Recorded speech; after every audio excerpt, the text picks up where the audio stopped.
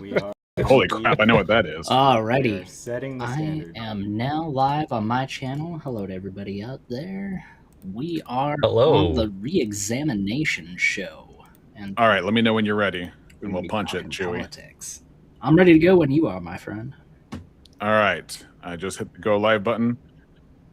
Holy crap! Now I can hear myself. Uh-oh. You did the classic have YouTube open in a second tab with audio, didn't you? Classic mistake. This is why it's called Restream, right? Exactly. Yeah, you get to hear yourself think.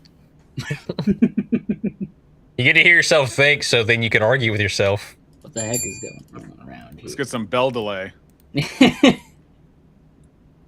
What the heck is going on around here, Trusty Apeco, is a very impromptu live stream that we're doing right now. Yes. Okay. Yes. Hold on. Hold on. Am I still hearing your Wait audio a minute. or no?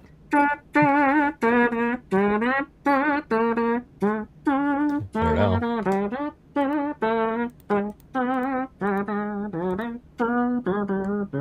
Sorry, I'm just trying to fill the dead air.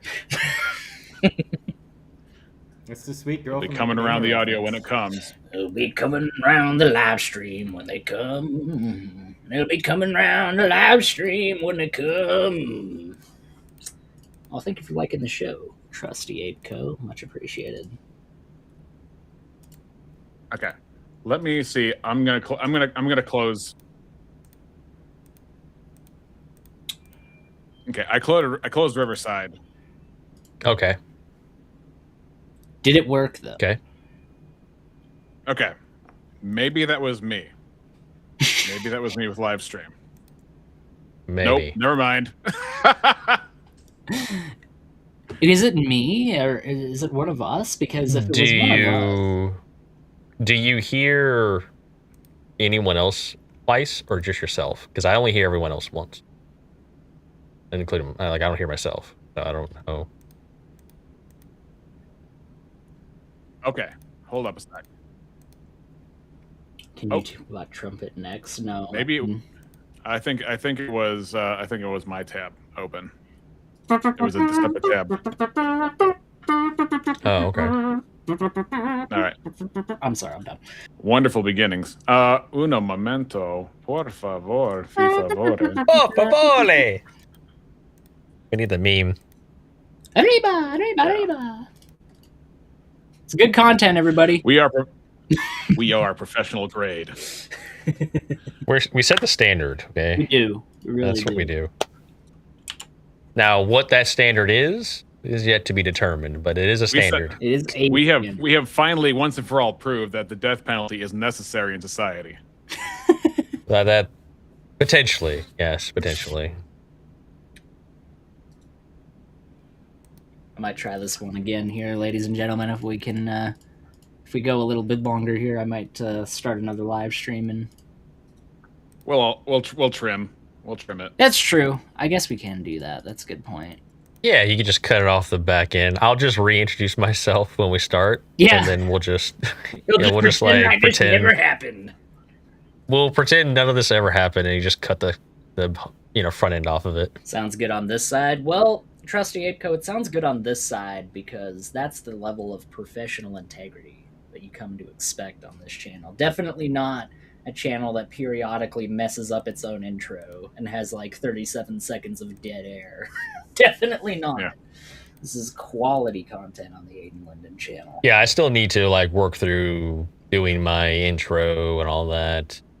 Of course, doing an intro requires getting here in time to do that.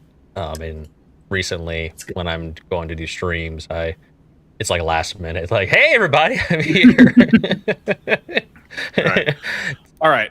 So I think we're all good. All systems go. We shall begin.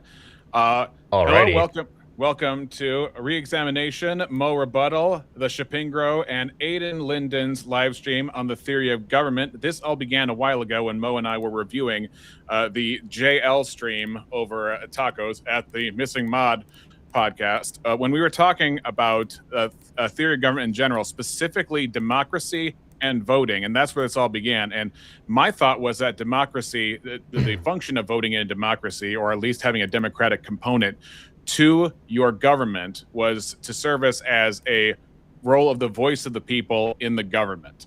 Now, Aiden had a more nuanced approach to that, so I am interested in what all these three gentlemen had to say. But I think Aiden, since he requested this sort of a dialogue, should be the one to kick us off with his theory of government and how that works, starting with voting. Yeah, so I would say that voting, while it does serve as a good means of giving people representation as far as allowing their policies to be brought forth to the government for review and possible passing when it comes to the implementation of that policy in a wider social context. I think all that is very important when it comes to voting, but I think that that is best expressed in a more direct democratic kind of sense, as opposed to the abstracted system that I see in places like America, where rather than voting directly for the candidate at hand, you would, for example, vote for an elector who then is going to vote for your candidate, or possibly not vote for your candidate, depending on what state you're in. Because there are certain states where the elector can just vote however the heck they want, irregardless of who they were told to vote for. So I think direct democracy, where people are able to directly vote for their candidate, is probably the best implementation of a voting system, I would say.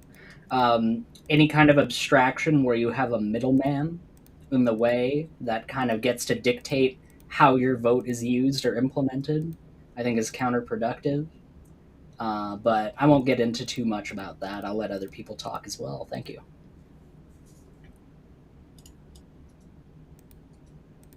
Okay, so question on that: when you say that you view voting as a good thing, it's something that we should strive for. So you're for universal adult suffrage? Yes, I'm for universal adult suffrage.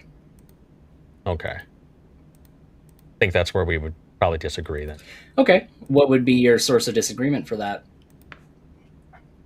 Well, if you look at the founding fathers, and you look at the Federalist Papers, like Federalist Number 55, there's a quote in there that's talked about quite a bit by James Madison. He says a Republican government presupposes the existence of those qualities, virtue, in a higher degree than any other form. So, right here, Madison explicitly states that a republic depends on a more virtuous population than any other form of government.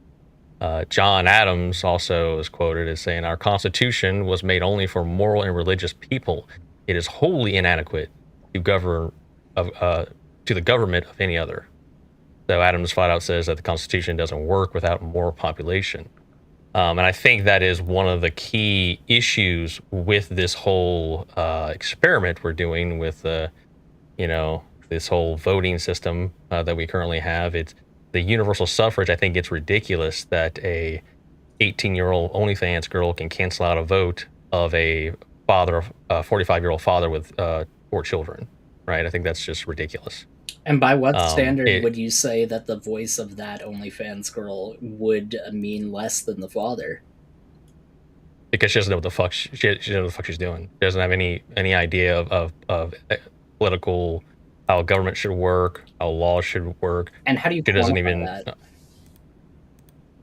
What do you mean, how I quantify that? You think you think an 18-year-old OnlyFans girl has the same level of experience and understanding of political government as someone who's older and maybe more invested? I'm saying that that's very easy to understand on an anecdotal level, but on an institutional level, that's where that kind of system would fall apart, because how do you quantify that on an institutional level? Well, okay, do you think the founding fathers kind of understood what they were doing when they put this whole thing together? I think that the founding fathers certainly understood some aspects of what they were doing. I think that they also understood that I believe it was either Benjamin Franklin or Thomas Jefferson who advocated that the Constitution of the United States be revised periodically so that people are not made slaves of the past. and that institutions Sure. are allowed to evolve and change with the times. So I think. But speaking of voting, though, like the founding fathers never wanted everyone to vote.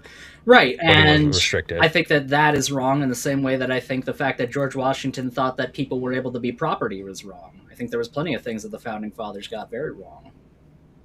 Yeah, but how? So you think that the current system is sustainable? I think the current system is not sustainable, but I don't think that it is unsustainable for the reason that you laid out. Well, I think it's unsustainable I would due to say, corporatist lobbying. No, well, okay, yeah, but that plays into it, right? It's the voting system is basically a popularity contest. That's basically what it like if when you break it down, like voting, democracy, it's dependent on the quality of the voter. I would agree with that to a certain extent, right. But I would say that part of what makes a moral society is a society that allows anybody to be able to achieve that. Because let me ask you, that 18-year-old OnlyFans girl, she goes to, let's say she goes to a nunnery or a convent for a couple of years, and she really gets some knowledge under her belt. You know, she figures things out, she gets a head on her shoulders, she really knows what she's doing now with herself. What institution does she go to? What test does she take? Where on an institutional level, she would then be enfranchised to vote, whereas she was not enfranchised before. That's my main sticking point with this, is that it's just an No, I don't think she should vote ever. I don't think she should vote. You don't think she should vote ever? I think that's ridiculous. No. I'm sorry to say. Well, no, it's not ridiculous. Mo, do you agree with the founding fathers that the vast majority of men should not have the right to vote? Yeah, I'm for reducing suffrage across the board. No, is that a property owner's model you're espousing? Well, it's a few different. So yeah, originally you had to have some skin in the game until later it was changed. It was I think it was Andrew Jackson. He changed it. Instead of having, he basically removed the property requirement for voting, and then he just like left only expanded to basically all white males. So he kind of did the exact opposite of what he should have done. He should have like removed the white males part and left the skin in the game part.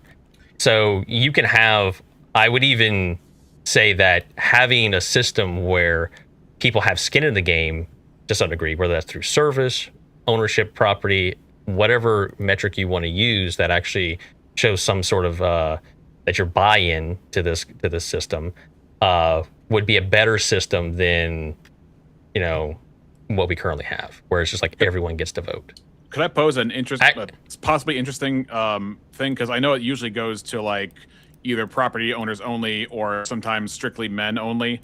Would it be a stake in the game if the wives didn't want a draft and didn't want the husband sent to war forcibly? Would that have skin in the game for them? What? Well, when I say skin in the game, I mean investment in something. Like you're investing in the government, so like through civil service, something of that nature. But here's a kick in the head, though. I'll just kind of like state this. I'm not going to beat around the bush. I actually am more for a monarchy. I think a monarchy would be much better. I think a correctable, more specifically, a correctable monarchy.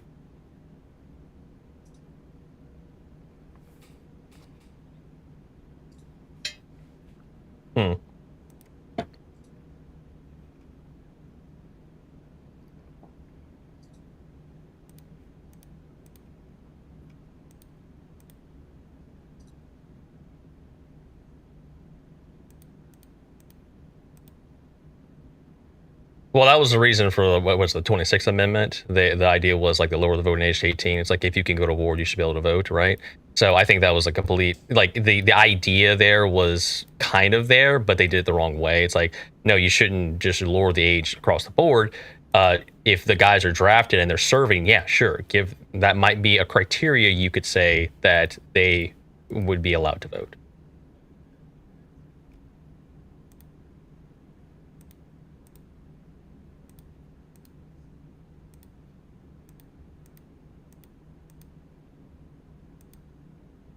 Well, see, I'm giving the olive branch of saying like that's one thing. That's not what I'm advocating for ultimately. But I will say that a government structure is never going to really give up a draft, like the ability to draft, like for like keeping the nation surviving, right?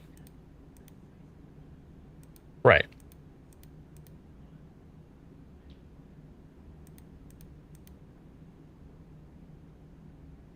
Hmm.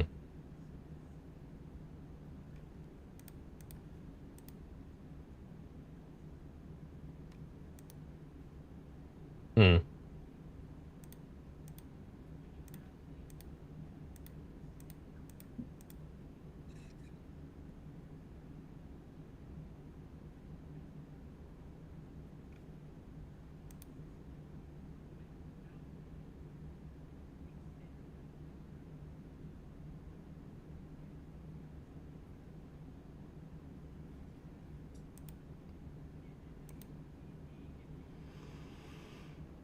Can you expand on that? Like, what do you mean by that? Real quick, Aiden, you're coming up at odds with Montesquieu, who said specifically that if it was expansive, that it would have to be a monarchy.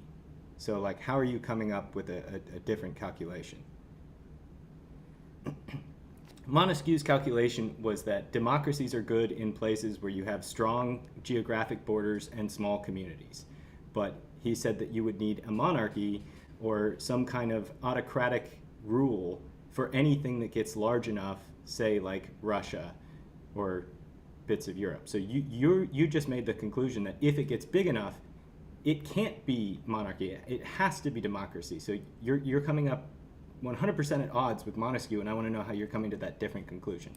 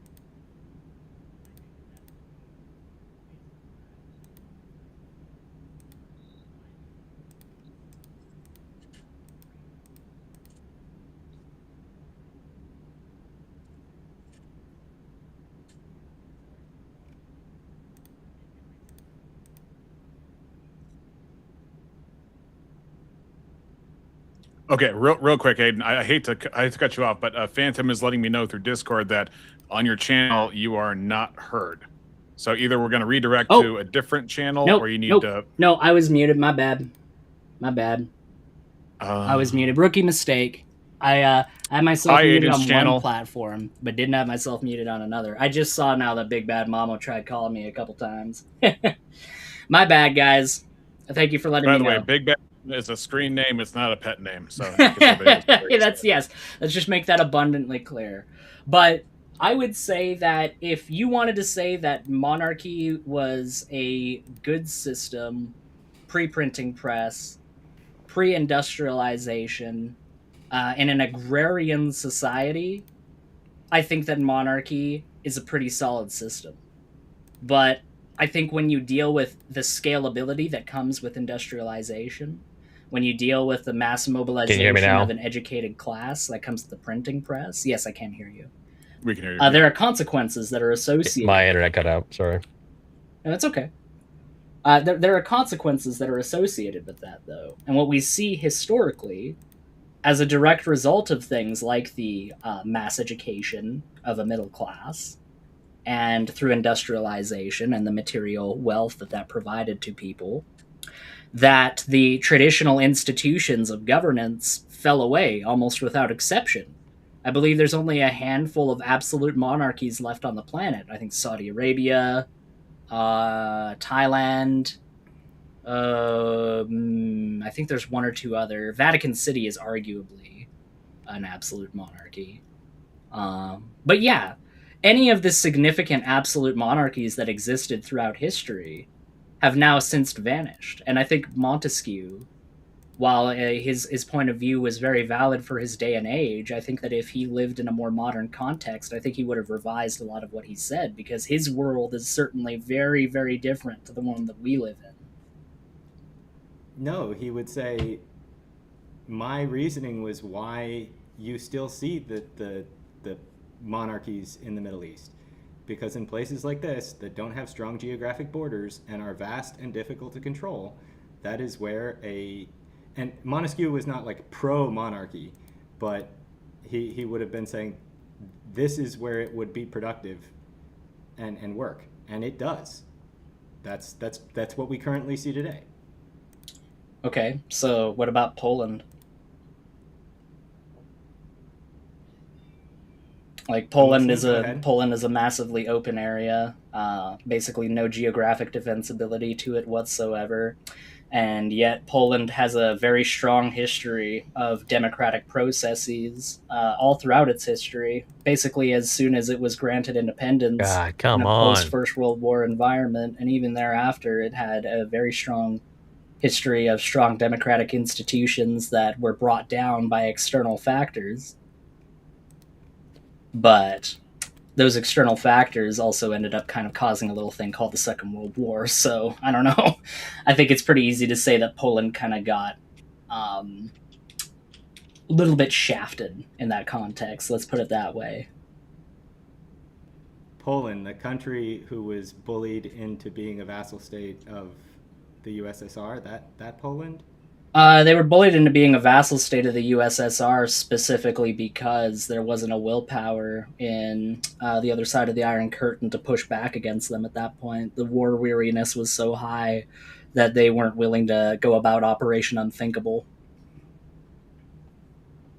Yeah, but again, this is Peter Zion's take, that the USSR was purposefully trying to expand here because of geographic boundary domains.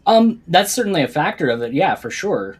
They definitely wanted strategic depth in terms of Eastern Europe. That's a big reason why they built up that block of countries. However, that does not mean that when you look at the Polish political context that existed within that time, that you did not see a strong democratic leaning that was only interfered about through external forces.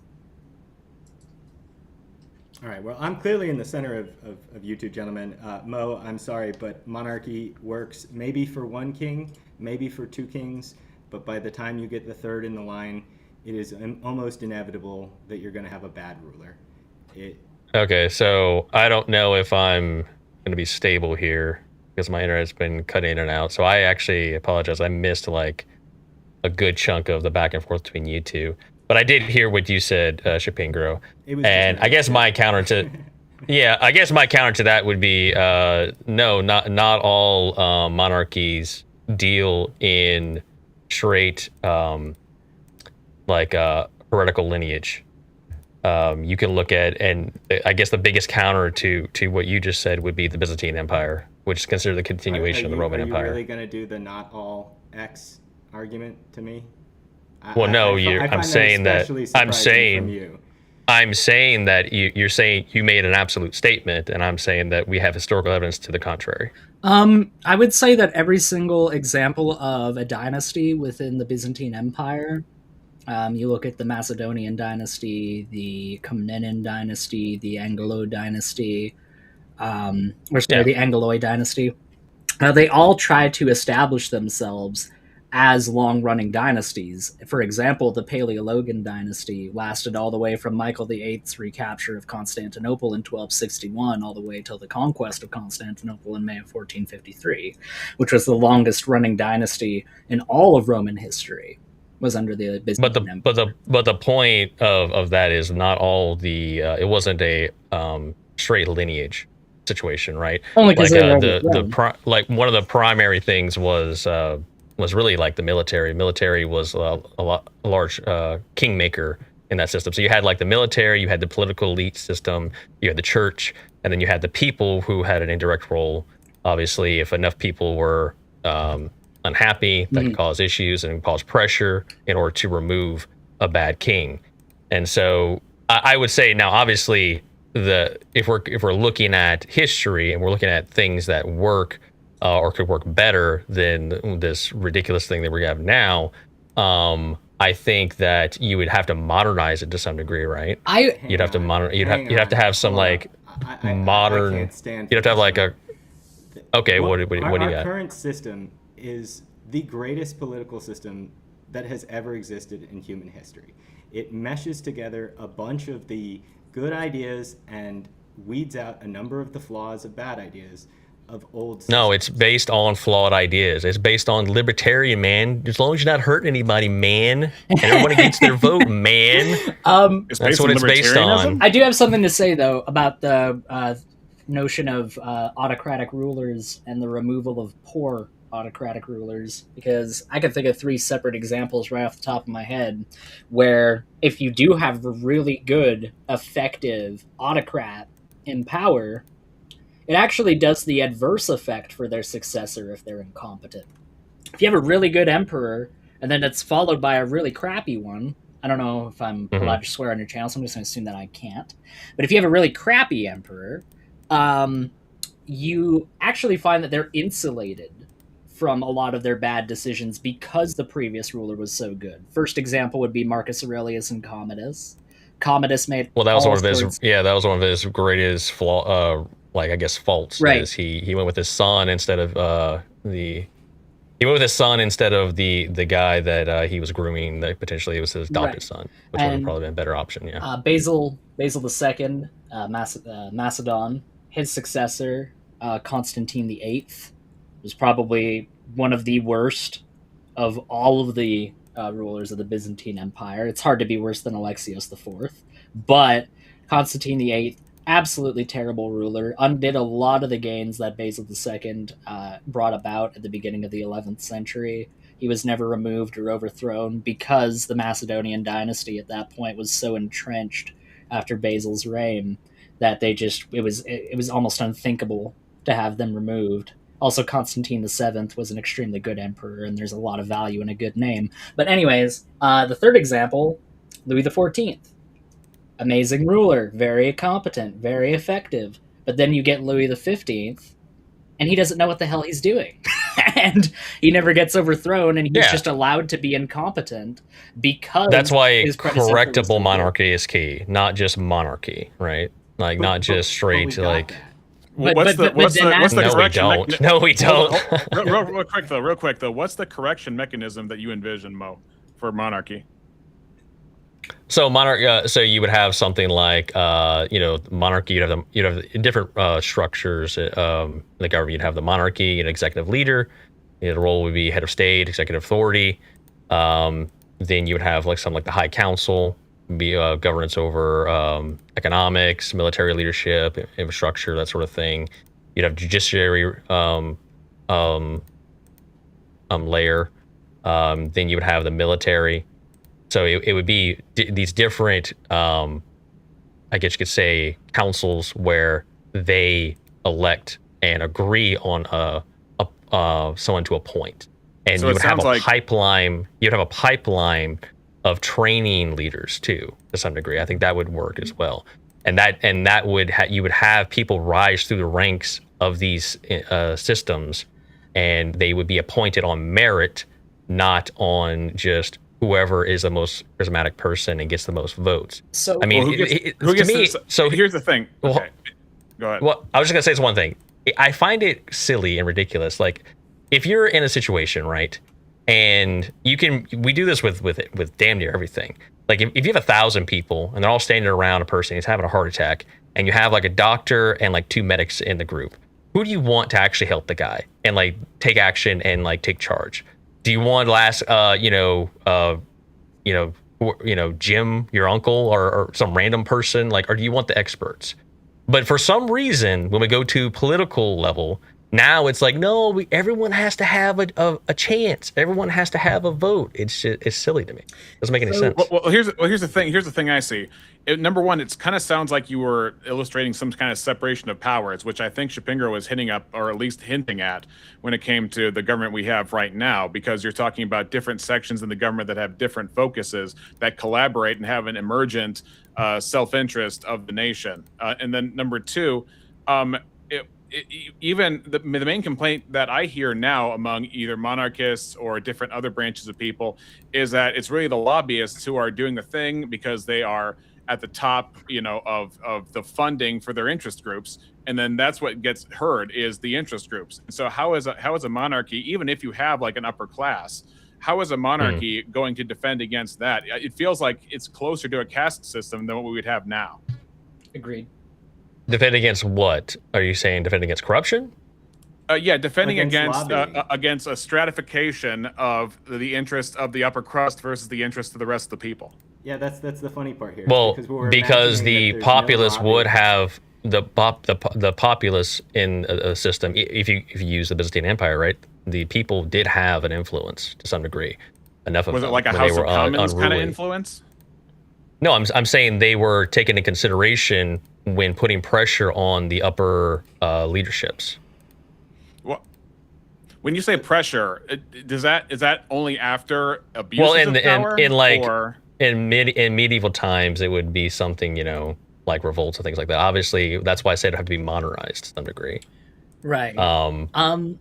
Like, obviously, yeah. I mean, so we can all pretend that we're all civilized people, right? My concern. Well, I think the vote would be more peace oriented than we can't take it anymore. Right. That's what I see. Right. I think Well, this is also in the occasion where somebody does get in who needs to be removed, right?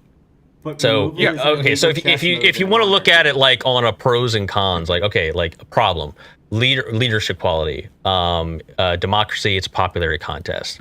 In modern monarchy, it'd be a trained pipeline, right? You can see decision speed, democracy very slow, monarchy very fast. When you look at long-term planning, democracy very weak. Once again, monarchy strong.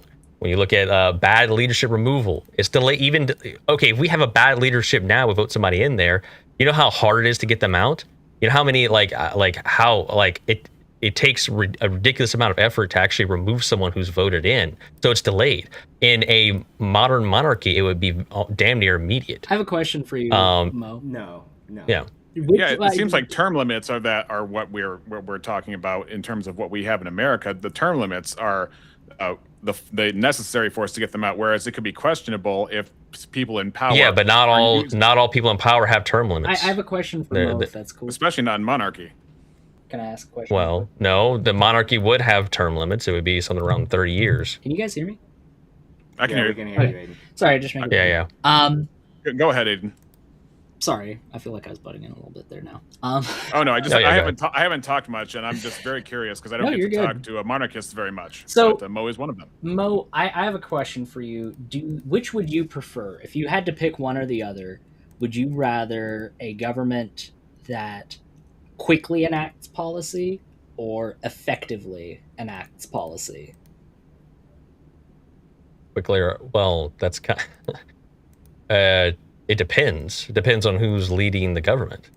Well, let's say because see, here's the thing: if you have some crazy Democrat who thinks women can be men and men can be women, and they want to make policies on it, no, I don't think they should be able to do that very fast at all. Right, but I'm saying all other things being equal, you have two people that are exactly the same in all other regards. They have the exact same political ideology, they have the exact same identity. You had to make a choice between either them enacting their policies quickly, where they get it done within a week. They have this thing proposed, and within a week it's made into law, but it's not really all that like effectual because it's been defanged and there's been a whole bunch of stuff done to it where it's not really all that recognizable to how it originally was. Or would you rather that policy take a bunch of time, take a few months, maybe even a year or two, So, but when okay, it's wait. implemented, it has everything in it that you want to have implemented in it? So there's a lot you kind of baked in there. You're saying though that both, I guess they're All considered other factors equal. being What do you mean by? like they're So is it a quality leader? Is it someone that I think I trust, or I think is doing a good job, or like what? I mean, there's so many variables here. I don't even know how to answer this. Okay. He's laying out Jefferson's reasoning of why the government was designed specifically to move slow. So the thing you're saying is a flaw, was in fact a design feature that was put in specifically. So Aiden is asking, would you rather have fast and loose, which is what Jefferson was trying to work against, or would you rather have slow and effective? Yeah, but that's presupposing the quality of the fast, right? Like if you have someone who has a long-term plan for a government, and it's being followed, and they want to enact something to that everyone that has appointed them agrees is the right course of action, well then you would be presupposing it's a quality and it's going to be effective anyway. But I don't even know like how to really answer this. Well, so I think Moe is trying to weigh there's two things with the process. There's the idea that collaboration that takes time is going to weigh all the factors and shave it down to a point that the people want. But then there's also the other side of where the same process can water down what started out to be good, because by the time it's gone through all the legislators and all the lobbyists, it's been defanged by the process. That's another factor as well. That's just a point of view question, right? Mm-hmm. Because the process is the back and forth in which one side is trying to defang it, as you say, and the other side is trying to reinforce it. So, yes, fair. We're supposed to have this. So why should we let let me finish. We random could have had a king. Okay, go ahead. We could have had a king, and there was great discussion about making George the first king of America. But we didn't, because intelligent as they were, our founders understood that a philosopher king would be great if we could get one. But maintaining a line of philosopher kings is nigh on impossible. Whether it's by lineage or otherwise, historically speaking, it's nigh on impossible. So, but this goes back to their minds at the time and the time period in which this was enacted. It's not the same populace that we have now today, right? It really isn't. So you have to have the idea the founding fathers put in place works when, generally speaking, the people have a moral guideline. We don't have that anymore. Okay, we just don't. Like we're full of like degenerate morons walking around, just a bunch of coomers, right? So why should they get any say on government?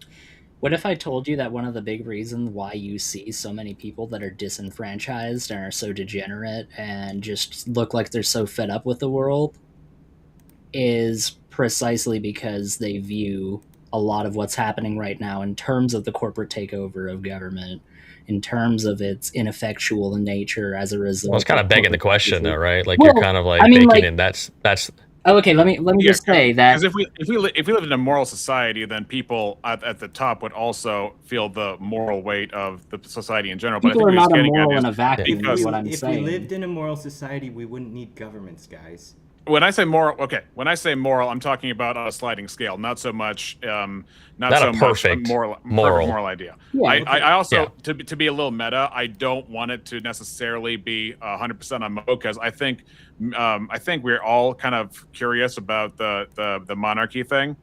for sure. There are a lot of things I want to flesh out. I just don't want Mo to feel like this is like meant to be a No, game. It's all I'm on fine Mo. with this. This is my comfort zone, man. No, I'm we- good. Oh, great. We Great. can attack Okay. Because Aiden. here's his situation. I'll just be completely honest. Like I'm still developing this as like an argument, and I have like some brief notes. So if you guys want to help me refine it, sure, go ahead. But I Okay. just think logically standing, I'm on solid ground. Then I retract what I said. The Mo beatdown continues. So No, As long as my Aiden internet holds. Because Aiden is basically pushing toward what reminds me of a Black Mirror episode that everybody just gets out their cell phone and immediately votes on everything. Like this uber direct democracy. And No. that is also... no, go not ahead. that far. I think that direct democracy is important when it comes to selecting major policy changes, and I also think that it would be important in terms of things such as the draft. I think that you should not be able to be drafted unless you voted in favor of that war. I think that's the only logical way to be able to have people drafted that are actually going to be effective soldiers, that aren't going to frag their commanders in the first opportunity, that aren't going to desert, that aren't going to lower the rest of their unit's morale by constantly complaining about the fact that they're there and that it's a bunch of crap why they're there. No, again, I'm going to use a historical reference here in the same way I'm going to push back against Mo to push back against you. Sure, go ahead. We've had drafts throughout all of human history. Right. It doesn't cause immediate collapse. Although we have seen that our model, which is voluntary, is ultimately more productive. I never said it It caused doesn't- collapse, to be fair. Well, you're kind of implying that it just like it's going to cause this, slow but steady breakdown. And I think it certainly foments disillusionment within people, but I don't think that that in of itself can cause a collapse, no. I think that, to finish the point that I was making, though, I actually agree with Mo on one key thing, and that's that I think that strength in government is very important. I just think that we invest that strength in different places. Whereas Mo would invest that strength into an autocratic monarch, I would invest that strength into institutions that A correctable monarchy. right. Well, you have a little bit of an emphasis on institutions there, whereas I would kind of take that emphasis on Yeah. institutions and crank it up quite a bit. I think that there should be strong external forces to in an example of America, the executive branch of the United States, which has not only over the course of my lifetime, but I think the lifetimes of everybody on this panel, slowly but surely gained more power for itself in the American context as time has gone on. I think that's a bad thing. I think the more oversight is had for the top echelon of government, and the more external forces can exist as checks and balances against that kind of corruption possibly taking place, that overreach that might take place. I think those are the best safeguards against that, rather than a monarch, personally. So I did hear someone mention, though, I think it was Chapingro, you mentioned the Constitution, the fact that it can be changed is a feature, and it's a good thing. Is that correct? I think I brought up the Constitution being changed. Oh, you brought that? Yeah. Oh, okay. I wasn't sure who mentioned it, but is it? I mean, do you both kind of was saying agree the that that's a feature good is that it feature? moves slow, is the feature I was Move slow. saying. Okay. The Okay. thing you were saying was a negative, a bad thing. I'm saying Yeah, I think the way the Constitution in the modern sense is flawed, and I can explain why. Right. So some would say that the Constitution being able to be changed is a good thing, but if you think about it, in a long enough timeline, there's nothing stopping certain group of people from coming in and slowly getting a voting block and going all the way up to the government. And if they get 2/3, they can change the Constitution to be whatever the hell they want. And then they can literally change it to the point where it's not even recognizable How is anymore. that any less true for a monarchy? If anything, it would be much easier for a monarchy to institute that because there are far fewer people that are needed in order to necessitate that Well, process. taking the place. reason is the reason is the pipeline. The pipeline comes from the people spreading, getting a voting block, then they go from the state level, then they go to the government level. Like Right. you don't have that pipeline with a monarchy. But the pipeline that you do have with a monarchy is the one that you were describing earlier. The system where they're trained, the system where they are Mhm. given all of these tools in order to be an effective ruler. The amount of people that you would have to subvert, the amount of people that you would have to corrupt, that is a far Why- smaller number than the number that you gave in your example. Well, that's why part of the monarchy has to be some sort of moral guidance. So that would be the church.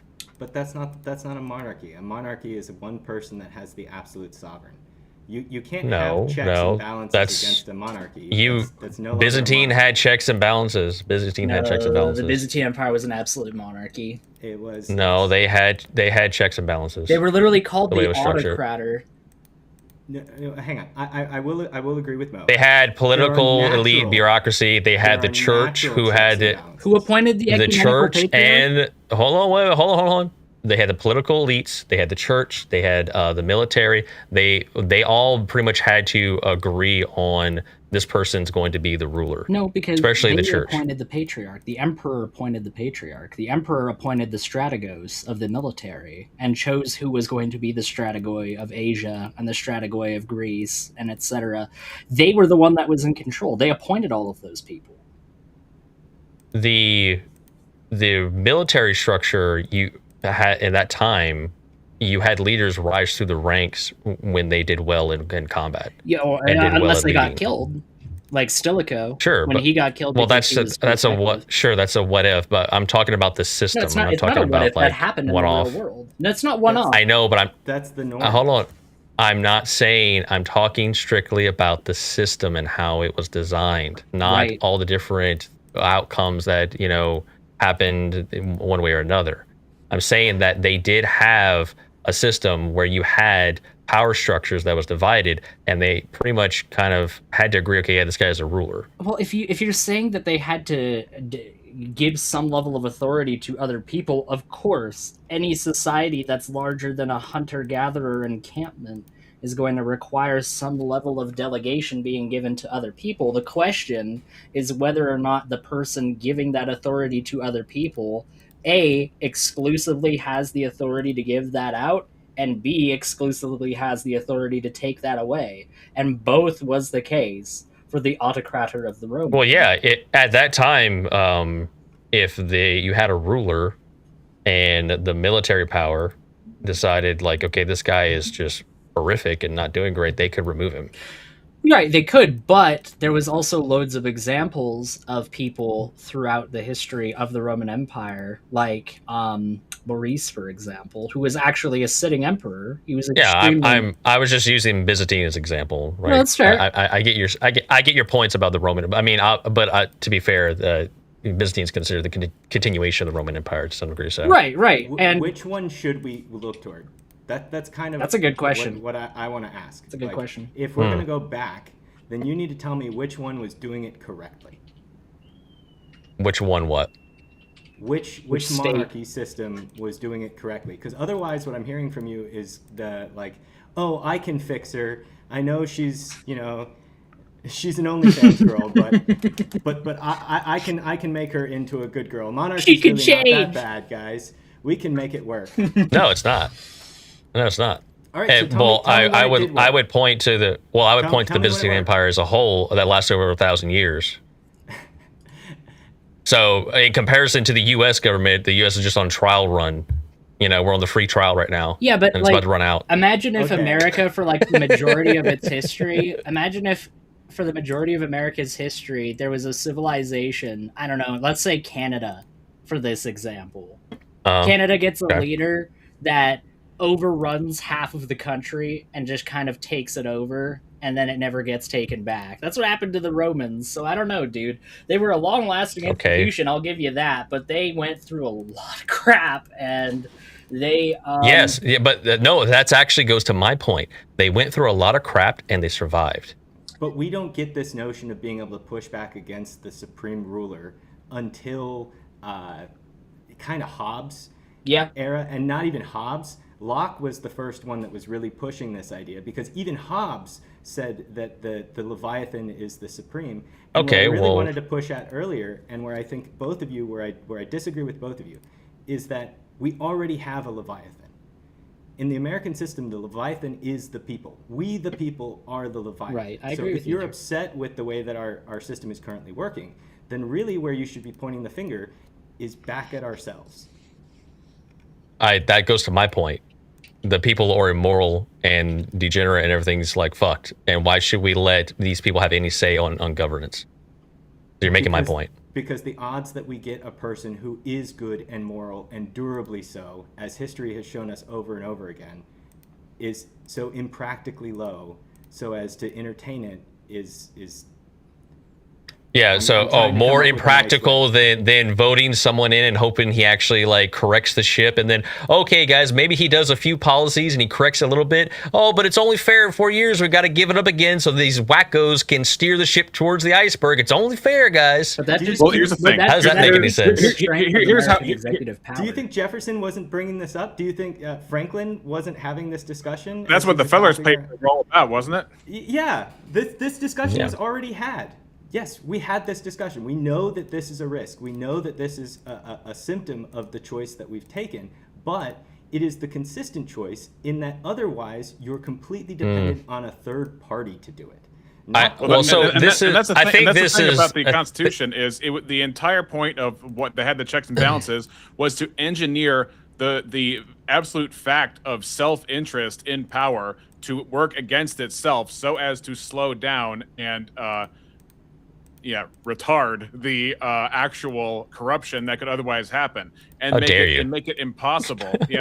We're demonetized. and not- I not don't even have good. 100 subs. Who cares? Will otherwise happen. We canceled. Our government has been Yes. retarded by the Constitution. Anyway, the point is, the whole point of the checks and balances, like I said, was the acknowledgement of corruption in government and using it against itself.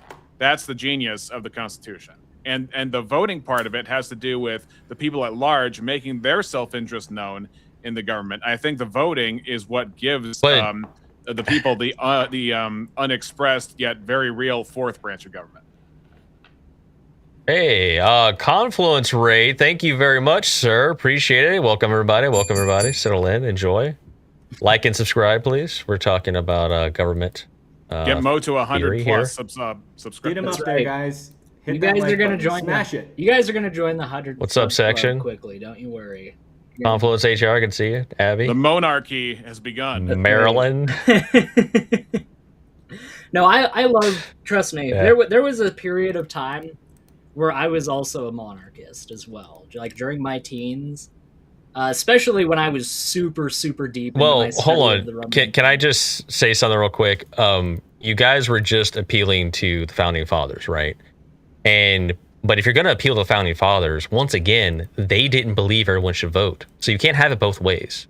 So which one is it? No, Is you it can were appeal they to really good aspects and of it. ingenious, or okay, so you can pick and choose? No, that seems like a bit of a false dichotomy, No, right? this- Obviously, it there's is a false nuance dichotomy. involved when you deal Because with we people. haven't brought up natural law. That's the key differentiator here. We're going back to Thomas Aquinas. Hmm.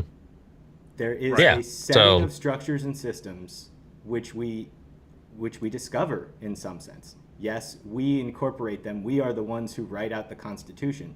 But through the experimentation of our different modes of governance, we discover what works best. So our founding fathers weren't quite at the point where we said slavery was bad yet. And Right. now we pretty much all agree that, even economically speaking, slavery's a poor mode of operation. So we can call to the founding fathers, because even they would have said, we don't have all of the answers. We don't know exactly everything that is natural law, which is why we're leaving this room to maneuver for future generations. Right, but okay, so maybe this is the difference here, right? Fundamentally, when I look at governance, I like to look at it in long terms. So when I look at long terms, we can look at things like Dearborn, Michigan, right? With a growing Muslim population who, whatever you want to say, they would, if they could press a button, enact Sharia law tomorrow, right? And so if these people, if let's just take that as an example, if they grow to the state level and then they grow to the government level, there's nothing, it might not happen in your lifetime, my lifetime, our kids' lifetimes, but eventually, if they get enough of a majority, they can vote and change the Constitution to be whatever the hell they want. But then it's How is this not You a said it long-term yourself. That flaw? would be a different group of people. No, but So, but also of the course we Constitution. shouldn't judge for them. The Constitution itself would basically have to be entirely thrown out at that point because. Well, no, we should have the idea of, like, you know, the old saying, you know, plant a tree you'll never see the shade of. We should have the idea for the future of America if we want America to continue. And I want America to continue. Mo is correct. I do want to give credit where credit is due. Goodell wrote a letter to Einstein pointing out a potential flaw in our Constitution that allows for exactly what Mo is talking about. That slowly but surely it could be changed over time to become something. But my argument against that is that his system of governance is not immune from that, and if anything, is even more susceptible to it due to the fact that it requires less people to enact those sorts of things. And that's where I agree with you, Aiden. Well, now, here's hold the on, thing, really though. quick, The structure... Let me finish. Okay, go ahead. Go ahead.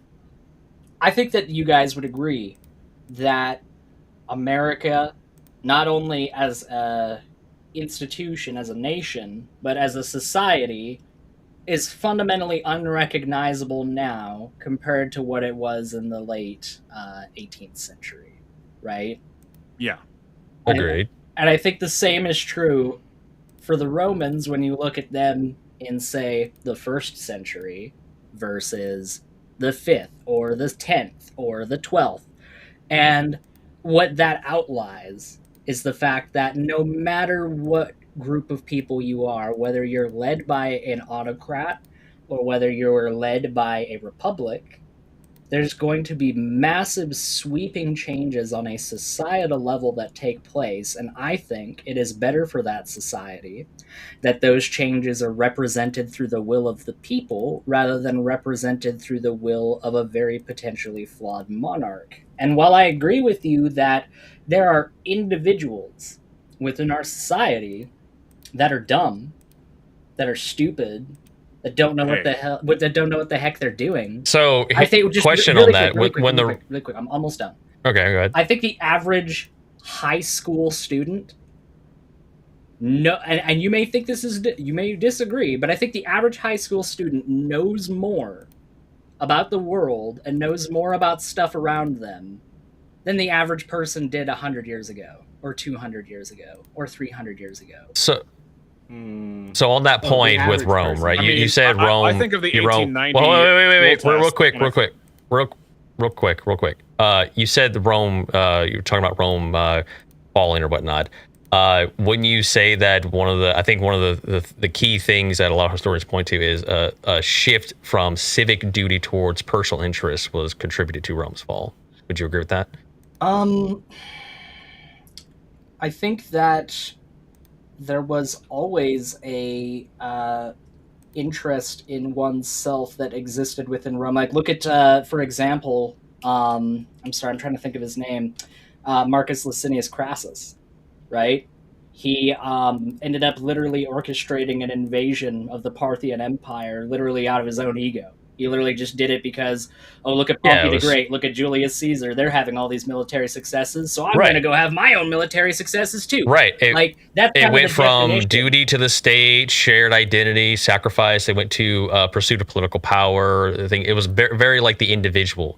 And that's what we see in current America. We see the focus on the individual. My individual rights, man. But Mo, no, I'm not harming anyone, man. But Mo, that's what we saw when that's exactly the point I was trying to make, is that when people think about Romans individually worrying about their own concerns. They think about somebody in like the 400s AD sitting in their villa eating grapes as the countryside behind them burns, and they just apathetically don't care about it.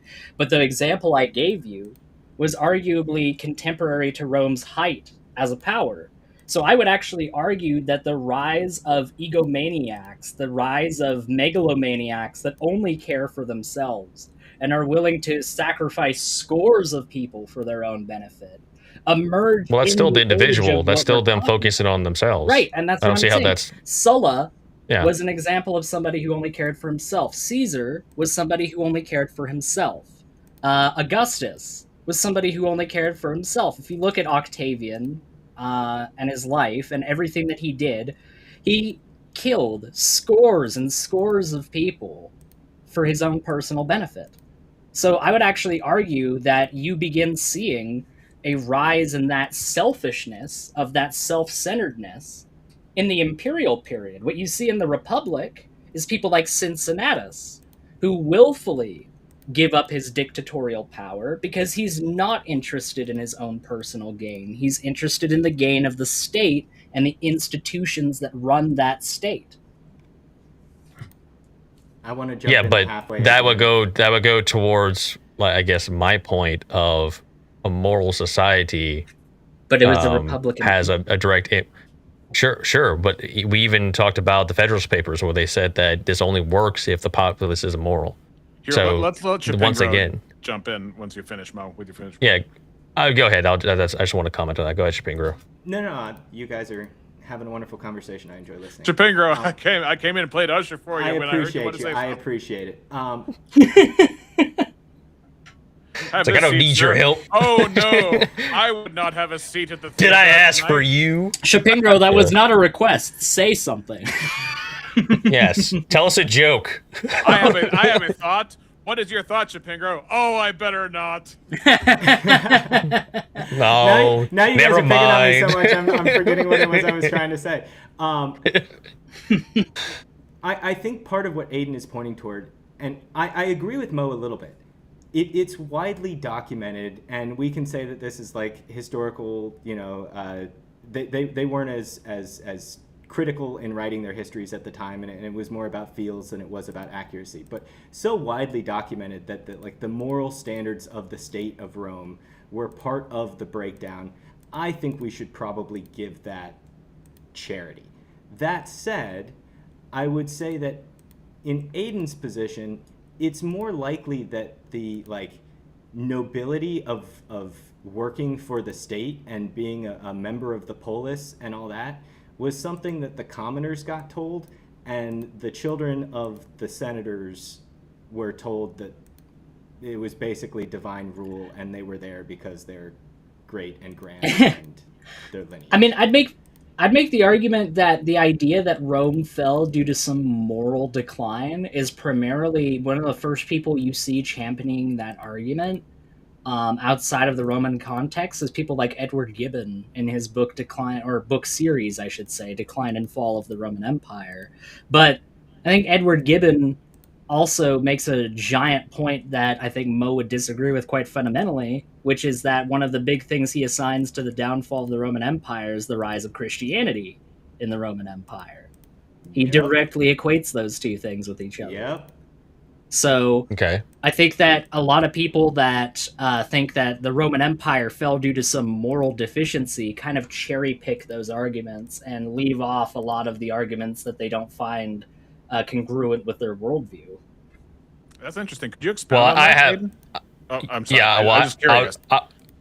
I would like to hear him expand on it as well, but I'm just going to say that I haven't read this guy's writings. I think my point was simply just, I guess, a historical one that seems to contribute to the downfall of it. I don't even know if I would even agree with this guy's first or second, third opinion. I don't know, but Well, maybe we can find some common ground here, Mo. Do you agree that a lot of what we have in the modern world, the scientific revolution, our modes of thought, our systems of laws, that most of this is in fact downstream of Christian norms and ethics becoming prominent in the European continent? I would say that Christian ethics is been proven historically to be the best ethics to shape government structure around. Yes. That wasn't quite my question. My question is, do you agree that what we have today that we all kind of take for granted is in fact downstream of Christian thought? I would say largely, yeah. I would say, yeah. Okay, so when we I mean, because even you can look at, well, I'll say that. Never mind. Go ahead.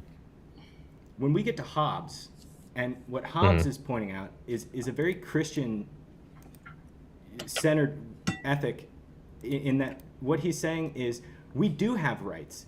That this notion that it is all, because previous to Hobbes, it was basically divine right. Correct. If you were the king because God put you on the throne, and again, that's why rebelling was an illegal chess move.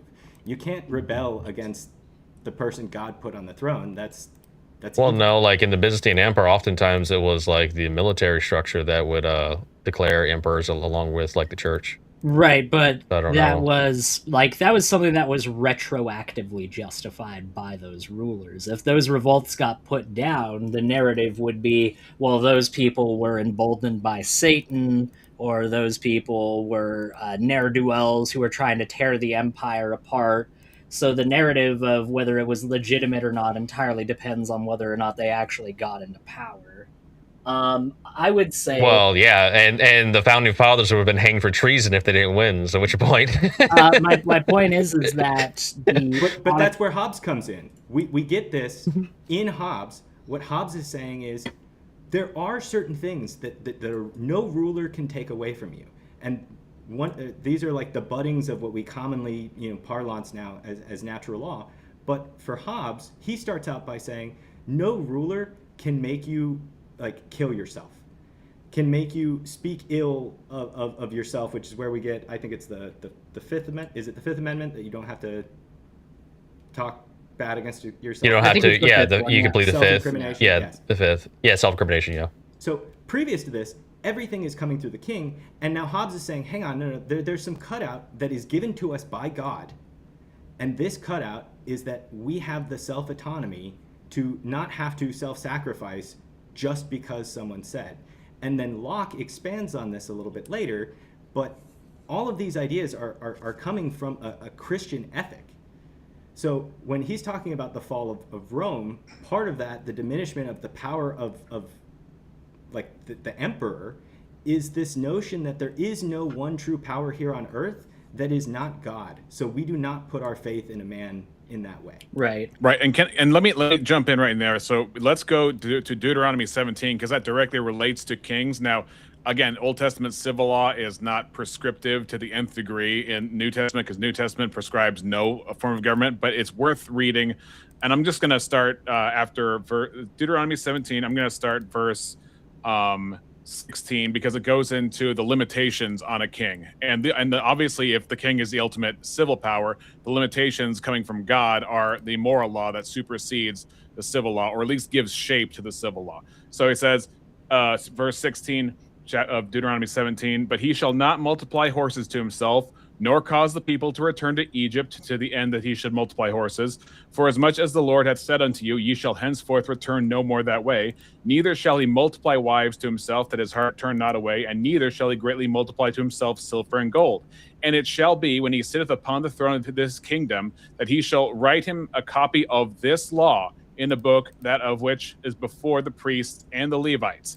And it shall be with him, and he shall read therein all the days of his life, that he may learn to fear the Lord his God, to keep all the words of this law and these statutes to do them, that his heart may not be lifted up above his brethren, and that he turn not aside from the commandment to the right hand or to the left, to the end that he may prolong his days in the kingdom, he and his children in the midst of Israel. So there's a ceiling to that law.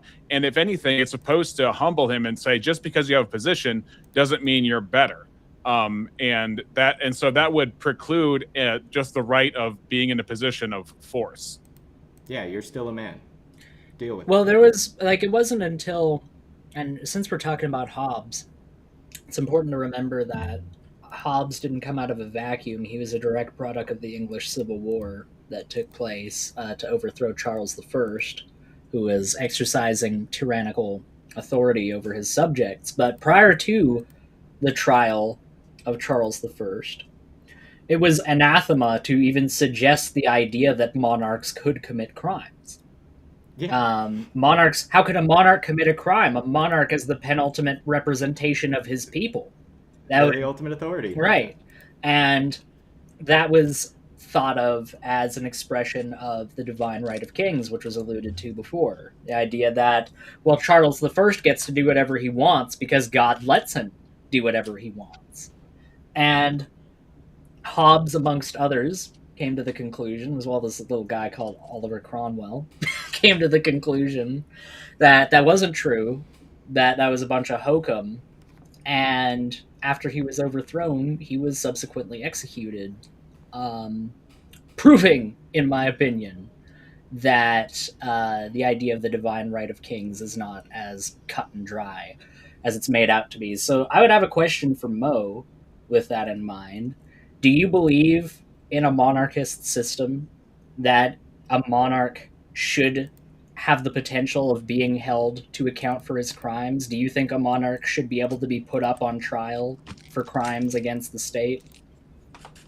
Yeah, that goes in line with a correctable monarchy, as I've said from the beginning. Okay. Like, I think so. We can point to the Byzantine Empire as what works for a long period of time, but obviously we would have to modernize some of it for it to work, right, to some degree, if we're going to attempt this thing.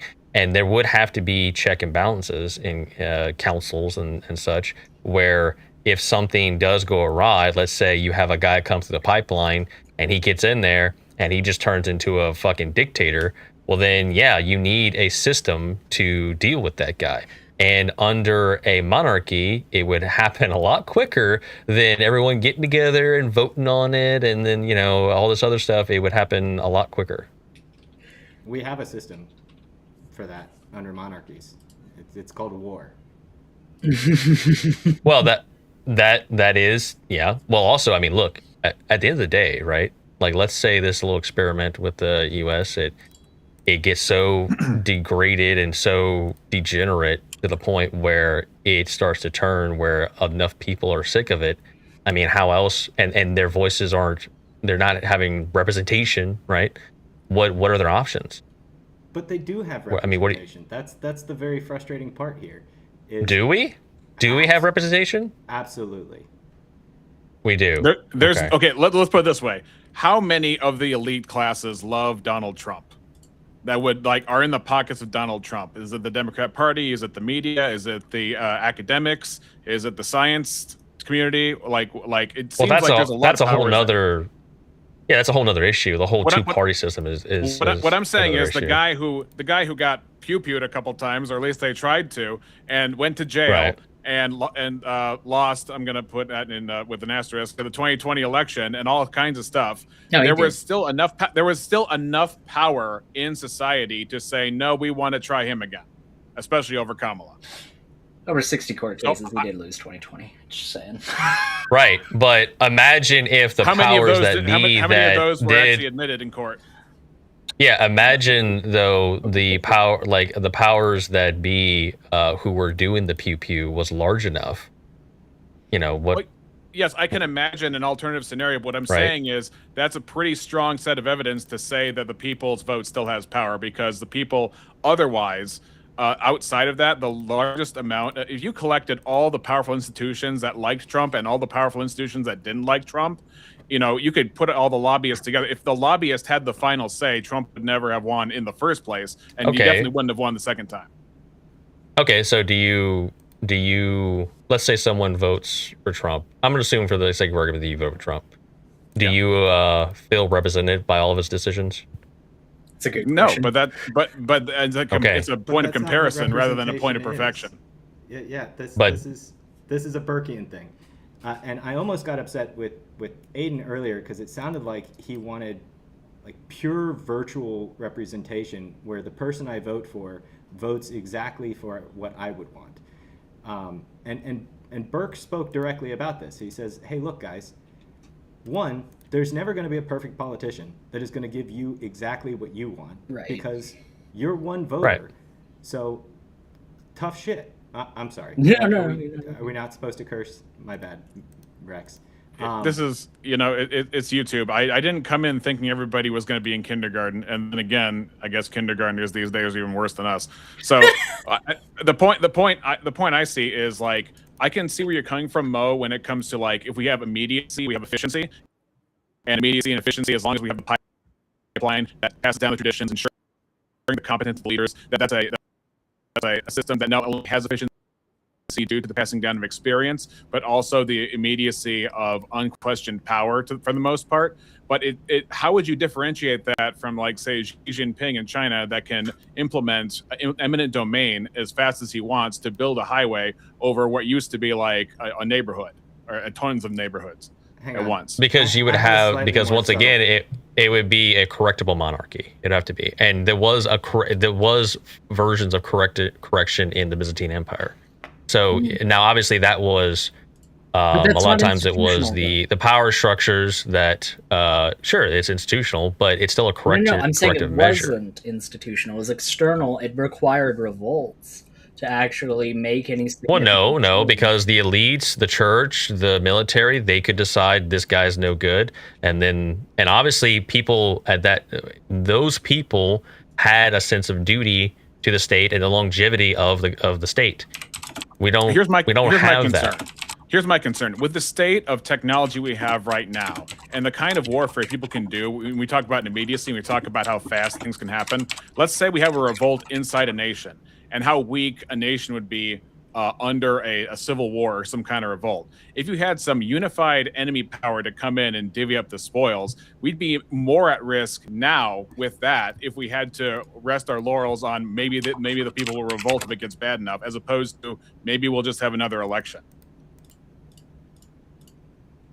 Well, once again, I would just flip the same thing back to you. If things get degraded enough and you have the people rise up anyway, you're going to have the same situation. So I'm saying that psychologically, at least, let's even say the vote is fake. Let's just say that the vote is just a sham.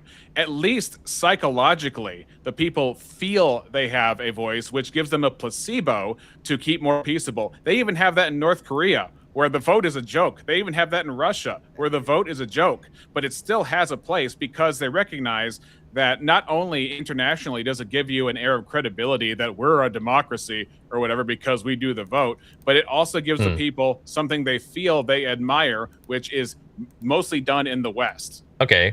So let me just pose this to you then. In our current system, when you have all these NGOs and everything else, and you vote, everyone votes for the guy who's charismatic and they think he's going to do and do all the things and enact all the things that he promised and make all their dreams come true and all this shit. And then he gets in there and then the NGOs are like basically paying him to do what they want. Is that really representation? Like, how is that any different? Yes. I just don't see that as any different than the aristocracy and the church, which could also be corrupted. I see it as like tomato, except you have a vote in one system and you don't have a vote in the other. That depends on what you mean by the church. I don't like your framing that this is some kind of like that it's all a show so that the common man. No, I'm saying for sake of argument. I'm saying for sake of argument. Let's just say it is. I'm not saying it is. I'm just saying I don't even want to entertain it for the sake of argument, because what that leads to is exactly this conclusion where, well, it's really not representation. My vote is 1 in 340, and not that many in the voting populace. So let's say like 250 million voters, right? What does that really do? The understanding that needs to occur, and this is what should have happened in our 8th, 9th grade civics classes, is the understanding that we have a say, but our say is distributed amongst the populace. So at the end you have to collectivize. You have to collectivize other people who have your view. But it always will be. Even what you're describing requires that kind of collectivization. If you're going to have any pushback in your monarchy, it's going to have to be a group of people getting together and saying, you know what, we're willing to put our political force together to get something done. So even if I can even grant that, right? So we're both on equal grounds.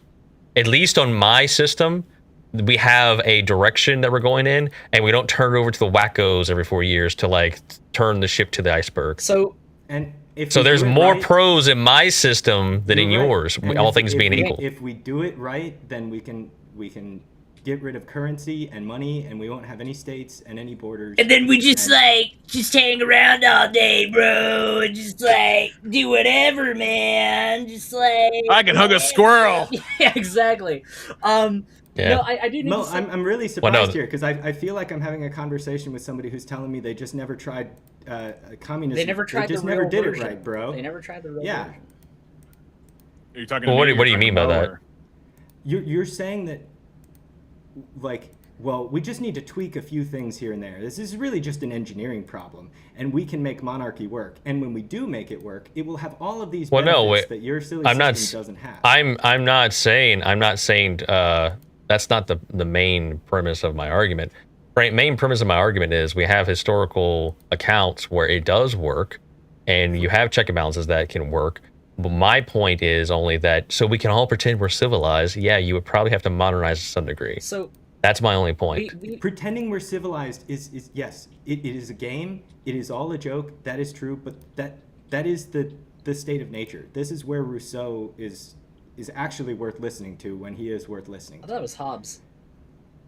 Well, Hobbes started with the state of nature, but remember, Hobbes' state of nature is, a miserable short existence where everybody is constantly at war with Right, everybody nasty, else. brutal, and short. No, yeah. And Rousseau is saying, no, everybody's born into chains because we're all playing this faux game of polite society and power, and it's not real. And Yeah, Rousseau, if I'm correct, I might be wrong about this, but didn't he idealize the Spartans as a civilization? Didn't he say that they were like some it of the sounds like pinnacle it. But when you look at Spartans as a civilization, Wave of babies. they faded into obscurity because they were so unwilling to change any of their institutions. They just kept things exactly how they always were, to the point where they just became a backwater that nobody cared about. Are you saying they're uber conservatives? They were. The Spartan state was probably the most conservative state in human history. I don't think that's an And exaggeration. then Athens was the other direction, right? Arguably, for the standard of the day, Kind of. Yeah, Yeah, to an kind of. extent. But what I would say is the example that I've heard brought up is the Byzantine Empire, and I freaking love talking about the Byzantine Empire. It's a fascinating topic to me. But we need to remember that when we look at a state like the Byzantine Empire throughout human history, it's really easy to kind of look at it from a broader perspective where we're looking at the country as a whole. But think about what it would have been like to be an individual inside of that empire when between, what was it? It was like between like the year 1000 and 1400. There was over Aiden, 70... can you not envision the glory of our magnificent system of honor and duty? honor and good vibes, dude. Good vibes and Honor and Throwing duty has nothing babies to off do with good cliffs. vibes. no, but anyways, there was over 70 civil wars between 1000 and 1400. That's about on average a civil war every 14 years, 14 and a quarter years. I like having a place that's not on fire. I imagine you like also having a place that's not on fire, that doesn't have an army marching through it and looting everything of value. But that was just the reality. Right, Living in but that our state. current system We is do have to ask. self-degrading. Mo, Right. are you an accelerationist? Self-degrading? Yeah, Sorry. this current system is self-degrading. But how- This whole When you say that, though, when you look at the history of how many civil conflicts occurred in the Roman Republic versus how many civil conflicts literally right after the imperial system began, within a generation you had the year of 4 emperors, where Otho, Vespasian, who are the other two? Anyways, all of them are fighting it out, and it results in untold death and destruction. And then you have the 3rd century crisis. Like, there's way more internalized violence that occurs under an autocratic system than a republican system. And I don't think that Why are that's you being such a coincidental. negative Nancy? I know, I'm sorry. We should It's just just because they didn't do it right yet. we should just have an We're emperor gonna do because it right the this emperor time. looked cool. No, I know. okay. So, well, you're talking about the Rome, but you keep flipping between Byzantine and Rome. They're the same but state. once again, They're the same. I know, but when you say Rome, are you including Byzantine in that? Yeah, they're the same state in my opinion. It's a continuation. Okay.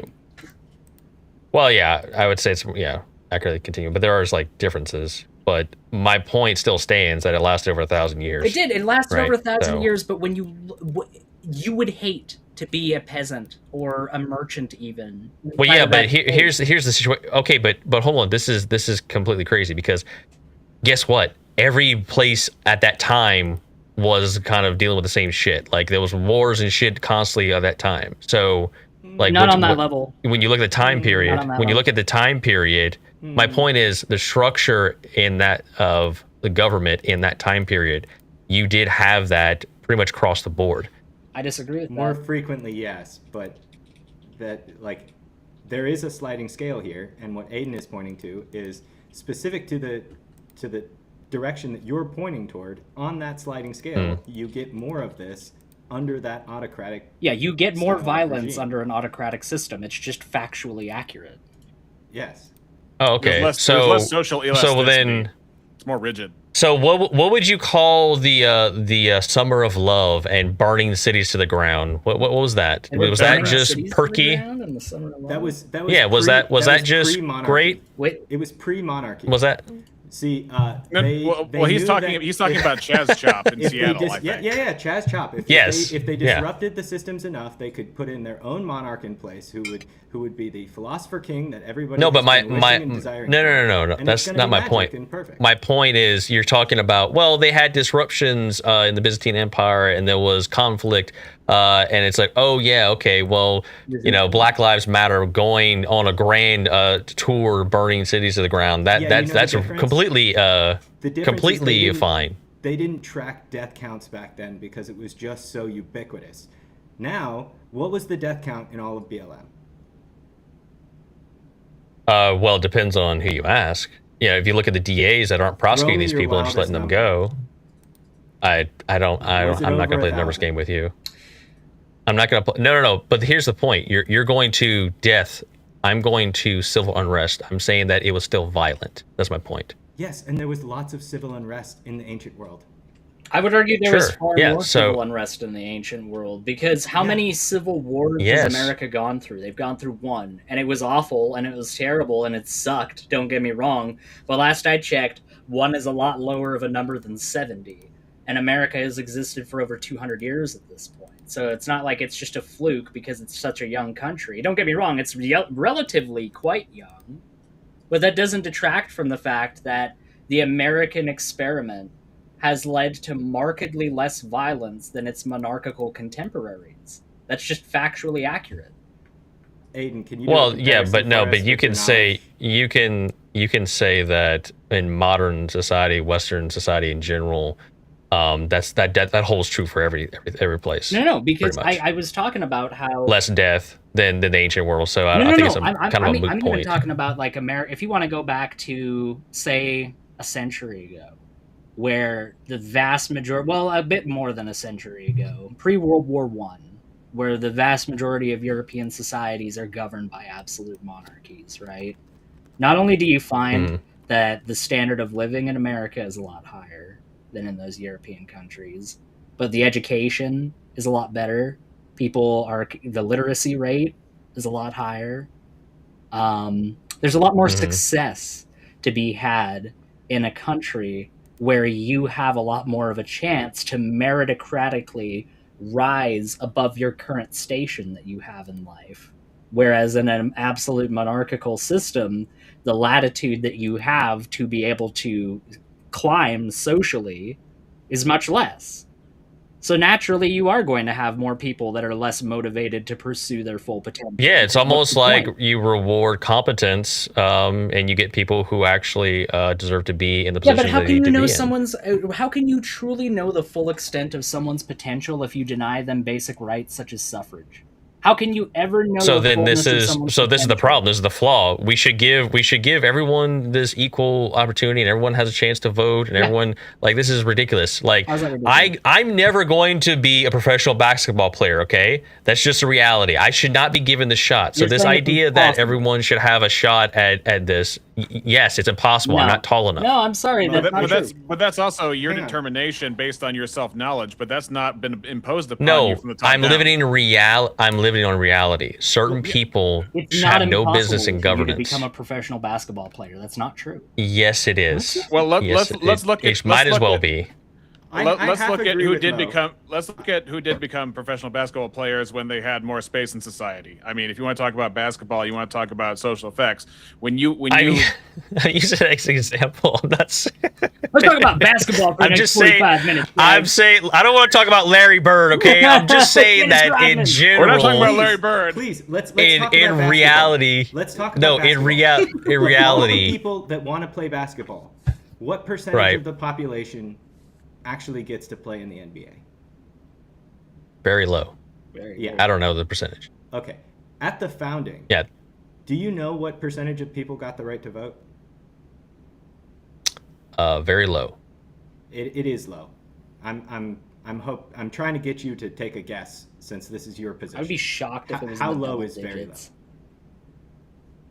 I mean, you're asking for a percentage based on the population at the time. I don't have that number. No, I don't off the top of my head. No, Okay, it was I 6%. don't know. Like that seems like okay. Are you comfortable with 6% of the population? Yes, because those people had skin in the game.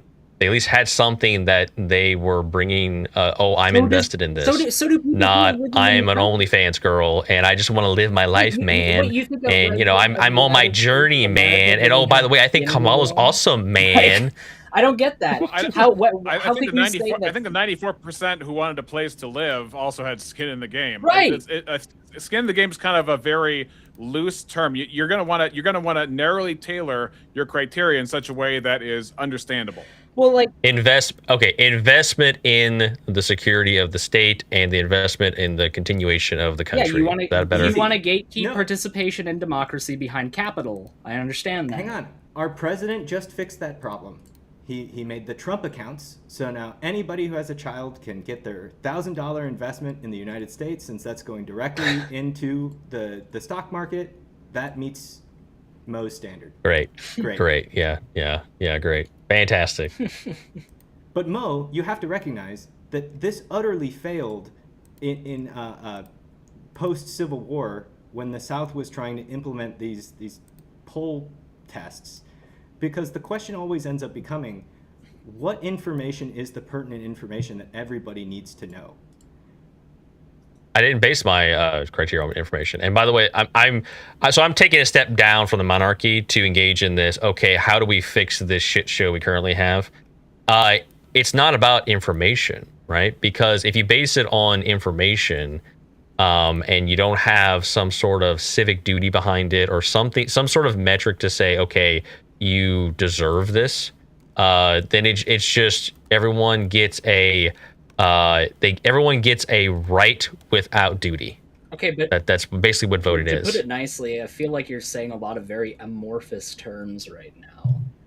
You're saying a lot of things that I don't think have, and I'm not saying that because you just don't have any substance behind that. I want to dig into that substance if it's there, and I want to see what specific in the Moe monarchy, right, where everything is established. Well, no, I said I'm stepping down. Okay. We're flipping between the two. We're flipping between the two. So are we talking about monarchy or are we talking about fixing the shit show we currently have? So let's go to I'll fixing talk the about shit either show that or. we're currently having. Okay, so let's talk Okay. about the current system. Okay. Yeah. What particular requirements would you need somebody to have in order to allow them to vote? And what specific things would disbar them from voting? Well, I would say, disbarring that probably a long list. I mean, we could make simple things like felonies, things like that, right? Certain egregious Felons crimes. already can't vote, though. Well, yeah, I'm just giving an example. That would be a good criteria to maybe bar someone. But as far as allowing them the right to vote, if you want to go down that avenue. I think we could do a few things that would help. We could raise the voting age, right? 35 or over, or maybe 30. We could make it, or if you have like civic duty, if you are in the military, that would grant, like, I guess you could say, like, not grandfather you in, but that would give you expedient rights to vote. Once again, you know, if you want to go and defend your country, why shouldn't you have the right to vote? Because you're invested in the future of the country. So these things like this, tangible things that show, okay, I care and I'm invested and I want the country to go on and survive. Something like that, right? So it would be things like that we could put in place that would fix a lot of issues. Again, I half agree with you, but now it feels like, I know that you're talking about our modern system and not monarchy, but there's a jumping back and forth going on here, because earlier you were saying that part of the reason that you wanted the monarchy, again, I know that's not what you're defending right now, but your reasoning was that these people are raised with the knowledge of how to run these institutions, and I somewhat agree with that. There's a part of me that leans toward an aristocratic kind of setting. But that said, the people going into the military because they want the shot to like invest and put into their country, these are not going to be the people that are, you know, have been instilled with these values since birth. Right. So it once going down, yeah, exactly. But the situation that we're discussing, even though they're not meeting your meritocratic requirement for the other system. Well, hold on. The situation we're discussing now, you can look at it as a band-aid in regards to a superior system. Just because I have what I consider to be a superior system doesn't mean I can't comment on what would make meaningful progress in the current shit show. I agree. You can also you can even compare it to, like, if you want to go biblical, right? You can talk about Levitical law, where a lot of it was, hey, a law is in place for a fallen world for a bunch of degenerates, but it wasn't condoning the acts necessarily, right? I just don't quite understand why this, like, oh, things are so bad right now, everybody's so degenerate. I mean, let's face it, the murder rate is going down, the robbery rate is going down, property crime is down, shoplifting. I'm just thinking it's because we're all doom scrolling all the time. We can't even rob or kill well, anybody. Like, I mean, I think that that's actually part of it, though. Murder rate I think is that there locally spiking back up. Mo has some valid points here. Well, no, let me finish what I was saying, please. I think that as a whole, when you look at our society and when you look at the trends that our society has been going through, the time that I would call the time of degeneracy would have been like the late 80s and the 1990s, when all of these rates that I was just talking about were through the roof compared to what they are. No, it would have been the 60s when the murder rates were through the roofs and you had to worry about pipe bombs. Well, yeah, the 60s would be worse in that regard, yeah. The 60s were really bad. We forget how bad the 60s were. But my point is ultimately hold on. You say that, but we have millions upon millions upon millions of ABs a year. Okay, so under a Christian paradigm, I would consider that extremely degenerate.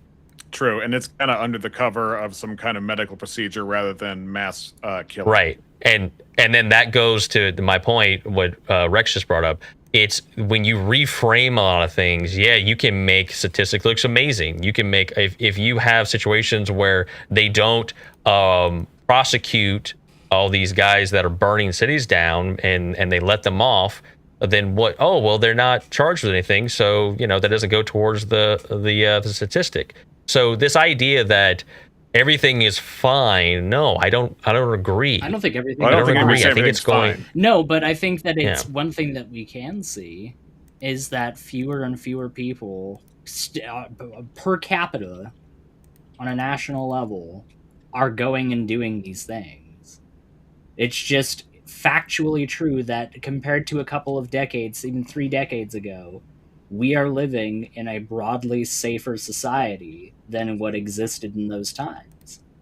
And I just don't see how that is indicative to things becoming more degenerate. I guess that's also partially because I'm not a Christian. I'm not going to look at things from the same lens. Yeah, I would consider millions and millions of deaths a year to completely innocent people pretty degenerate. Well, even for what Aiden would consider post 2021, there has been an uptick. It is not as high as it was in the 80s or 90s, but the trend has started going back up in terms of murder rate. I saw in 2025 to 2026 that it was going down. Relative to when? No, I said so that was 2025, 2026. Relative to 2020? Yeah, I'm just trying to find the data where it compares it to. Yeah, 2020, 2021 is what it compares it to. So just curious, I guess I think I understand Rex's position when it comes to voting blocks. But Aiden and Chapingro, do you consider yourselves more right-leaning voting, left-leaning, centrist? What? I'm left of center. Left of center, okay. I am a strong, old-school Burkean conservative. If you wish to call me a neocon, I'm perfectly happy with that. Maybe like a paleocon, something like that? No, not a paleo, because again, the paleos are basically saying that our system is invalid and it's no longer working. I wholeheartedly reject that. I think people like to complain, especially as their stance in life gets better and better. The more little things seem harder and worse, and I need the government to come and save me, or this whole thing is broken and we just need to throw it to the wolves to start over. Like, this is all just kind of childish to me, and I need people to be more self-responsible, look ourselves in the mirror and say, we are getting what we would, like, what we want. There is no other system in which we as humans making choices would get anything better because we're already getting it. What about the multitude of things where the American voting public effectively doesn't have a choice on what it wants to pursue in terms of foreign policy? Like, that's what we want. That's part of why I agree with Moe's position that there are benefits to the monarchy. We do want situations that it's not just the whims of the demos. The whims of the demos are what get you the Peloponnesian War. No, it's not even necessarily the whims of the demos, because the whims of the demos are that the federal minimum wage needs to increase. It's the vast majority of Americans that say that the federal minimum wage needs to increase, and that it has needed to increase for well over a decade at this point. And yet there's no action on the federal level to enact that. So that right there is a demonstration of the idea that the majority of people wanting something in of itself does not constitute a change of that on an institutional level if sufficient strength exists to lobby against that. And that's why I would make the argument that on an individual anecdotal level, while perhaps me and you might be experiencing what I would equal consider... in opposite direction, Reagan set the Republican Party on the track of getting Supreme Court justice. We ended up getting 3, 4. We ended up getting more than we expected. But that is because from every election, from Bush 1 all the way through Trump, part of the right-wing party was specifically voting to get a Supreme Court justice. These things, we do always have say. It's not always the easiest thing to see. And as Americans, we have to recognize that we are the employee class, the employer class, not the employee class. And as the employer, we don't just get to bitch about, I didn't get what I wanted and he was mean to me and all that other stuff. We have to recognize that we're already getting all of the benefits of the system. So why hasn't the federal minimum wage increased then? Well, I would actually agree partially with Chapingro on this, right? That's why currently when I look at politicians, I'm kind of a by the issue guy, right? Like, I don't believe that any politician we vote in is going to do all the things that I want. It's just not reality. And I don't think any one politician... I don't think any one politician is going to fix everything. So about 36 to 37%. But I do think that if, respond to you, Rex, if we go with the monarchy that I think would work, at least you would have someone in there that is guided by a moral system that would right the ship in the right direction, and it wouldn't be the whims of the people that just decide what they want. So, like What would be the ABs for process? everyone. What would be the process of taking America as it stands now and turning it into the monarchy you envision, practically?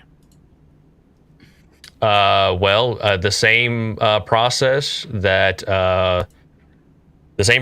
I explained that is one of the major flaws in what we currently have. You would have to collectivize with the people, and over the course of time, you get 2/3, and you just take the Constitution and you change it to what you want it to be. So, democracy. Essentially. So you use democracy. Got it. If the majority of Good to hear. Right. Anyways, That's actually this is a key point, right? Whether anyone wants to admit it or I know realizes you it, guys think that we you're are being in a incredibly race. Clever. You think you're being No. incredibly We're in clever. a race. We're in a race, and whoever pulls the sword from the stone first is going to dictate however long this experiment goes on. Once And again, so, this is not the first rodeo. Like, people have already had this thought. We knew about this going in, and Aiden, I think, will probably lean more into the systems philosophy that I'm sure, Mo, that you would ridicule us for. But part of the built-in structures are not only the systems, but we had gentlemen's agreements, because we understood that at the end of the day, these things are not like paper doesn't make any darn bit of difference. I'm sorry. It's really going to come down to, are the people doing the thing which you were scoffing at earlier, which was, are we pretending that we're civilized people in a society? If the answer is yes, then you get a good society. If the answer is no, you don't. So, another one of the issues, and the federal minimum wage is certainly a big one, but as of now, about 60% of Americans hold a view against the continual support of Israel as a state. And I think that it's kind of telling that although for the last little while now, a smaller majority, but a majority nonetheless of Americans were against the policies of supporting Israel as a state, that in spite of that, the American voting public has essentially no choice whatsoever on whether Israel is going to get supported. Whether you vote for Democrat. Choice. I mean that if you vote Democrat, you're going to get somebody who supports Israel, but waves the finger at them every once in a while and says, Israel, you can't do that, but doesn't really do anything to them when they bomb another neighborhood full of children, right? Now you're doing the socialist thing. Like, you can already do that. You could have voted for Green Party if you wanted. He's Canadian left of center, so temper your expectations. Canadian, They have Canadian even more adjacent. left-wing options than we do. They're left-wing. They have an entire smorgasbord of. Yeah, but left-wing the problem options is that the Democratic Party in America is not left of center. The Democratic Party is certainly to the left of the Republican Party. Oh my goodness. No, they're both right. See? If you keep it up, I'm going to agree with Mo. That's fine. And Fine. push for the monarchy. That's fine, because but if really what you're showing is the broad ignorance of people in our society about basic civics. This is basic civics. Well, you can call me People talk ignorant, about or you AIPAC. could demonstrate why I'm ignorant. Okay, AIPAC. This is always brought up. Oh, they're influencing, and Israel has so much power. And Oy influence, vey. blah, blah, blah. No, actually, I don't think Israel. I think it's the exact opposite. I don't think that Israel holds a disproportionate power over America. I think America holds a disproportionate power over Israel, and America is using Israel as a vassal state in the Middle East in order to prosecute what it wants in the Middle East. That's Wait. a darn good Hold start. on. It's a That's darn a good good start. Hold on. Wait Kind a of. minute. How can you say that when admittedly damn near every politician has like an AIPAC representative, and Ted Cruz went on an interview and said that he got into politics in order to defend Israel? What are guys you making talking about? exactly my point. Because- Who funds AIPAC? Because Who funds AIPAC? can I finish what I was saying, please? No. Okay, never Who mind. funds AIPAC? Go ahead. The point that I'm making is that those people are very supportive of Israel, and Israel has a lot of interests in the United States. But that would be true of literally any colonial organization of any country. When the British were dealing with their colonial empires overseas and had colonies that they had vested interests in, There were people from those colonies that came back to Britain and advocated for their colonies to be treated favorably and to have policies that are advantageous for them. That's not going to be the case in the modern context. That's democracy. Right, but the point that I'm making is that America treats Israel right now the exact same way that they would have treated Iraq if George W. Bush had actually won things out the way that he thought that he was going to in his mind, and they had actually fully toppled the governments. Well, they obviously toppled the Hussein regime, but if they'd actually been able to sustainably build an ally in that country, they would be treating them very, very similar, if not exactly the same, that they are to Israel. Because I think a small example of that would be like how Mo, you're Netanyahu wanted to muted. go into Rafah. And I think Mo is talking to his audience. Oh, sorry. Yeah, sorry. I was just commenting to someone. We're talking about Trump and him being a god king forever. Go ahead, Rick. Yeah. So okay, now I'm off.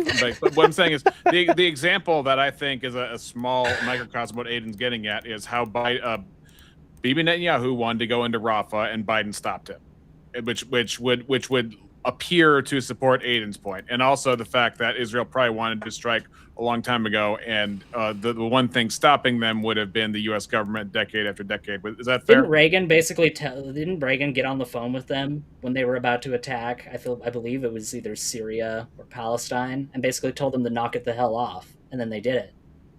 Which is the thing. It's not that Israel has an undue amount of power in the largest, most well-established superpower on the earth that it just magically got overnight. No, that's not what happened.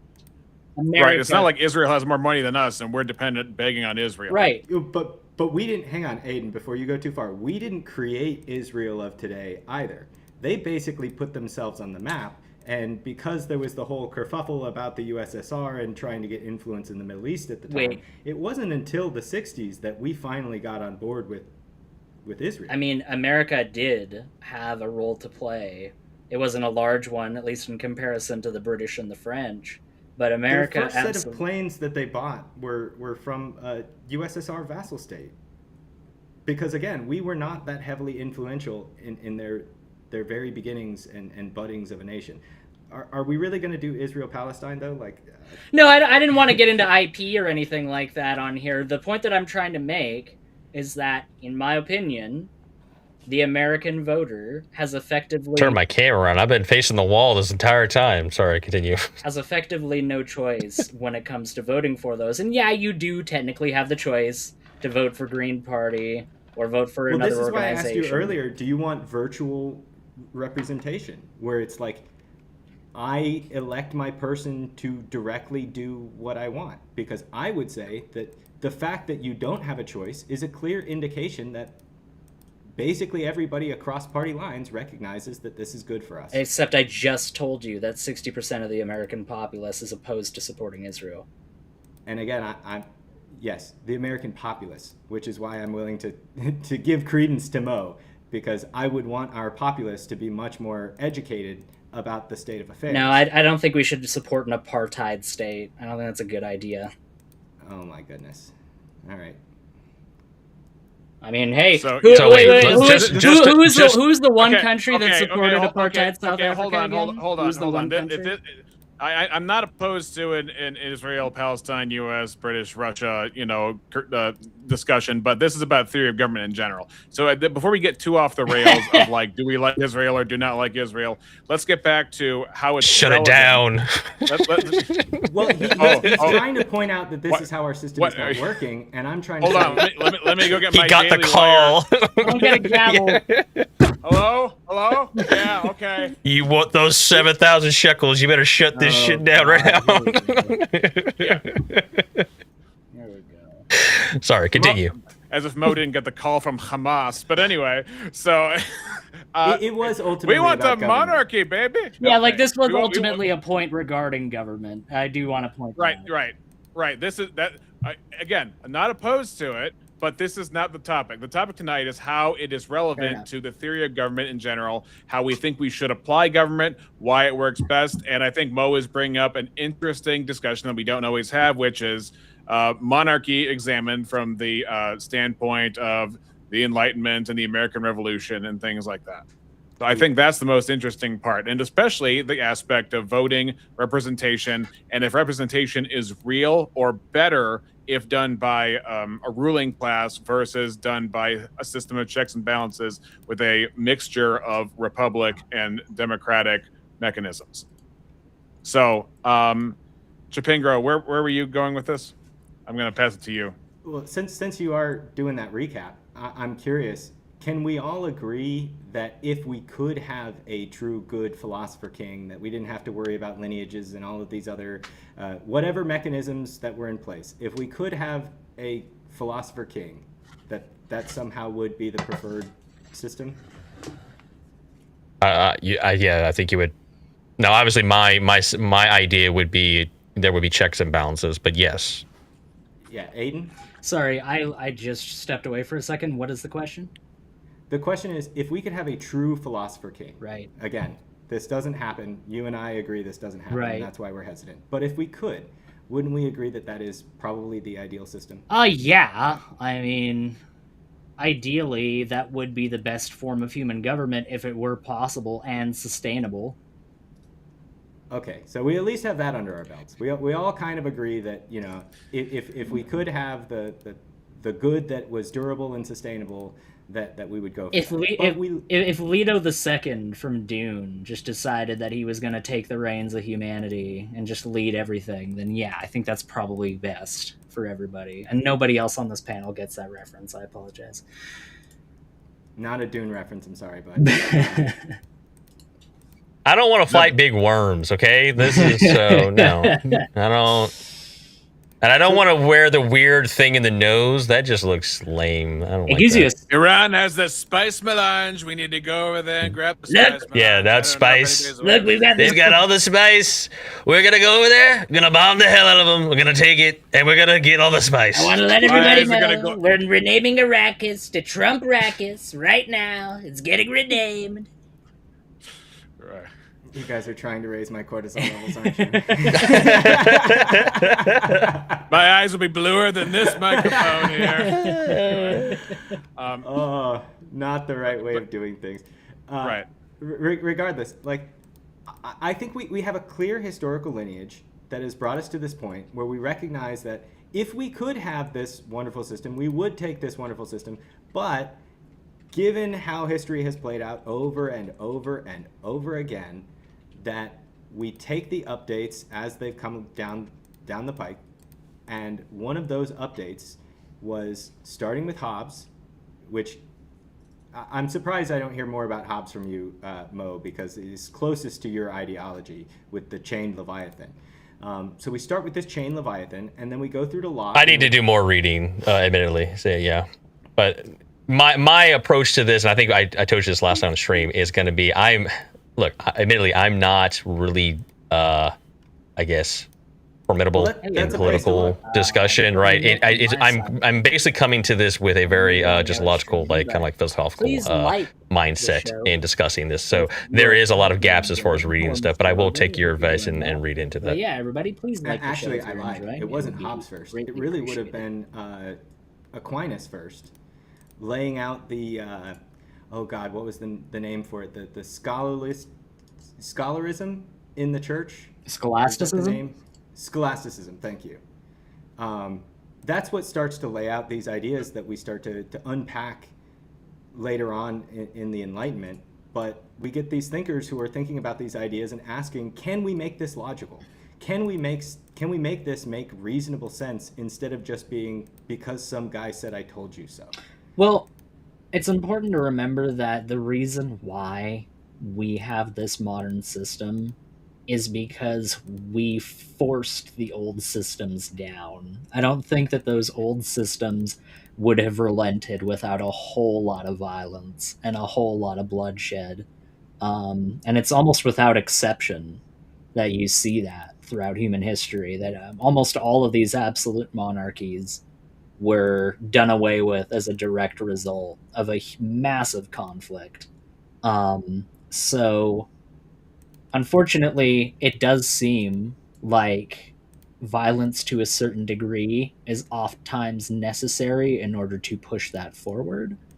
But I would make the argument that that short-term violence is a necessary evil when you look at the broader context of how much more comparatively peaceable a society with representation is compared to an autocratic society.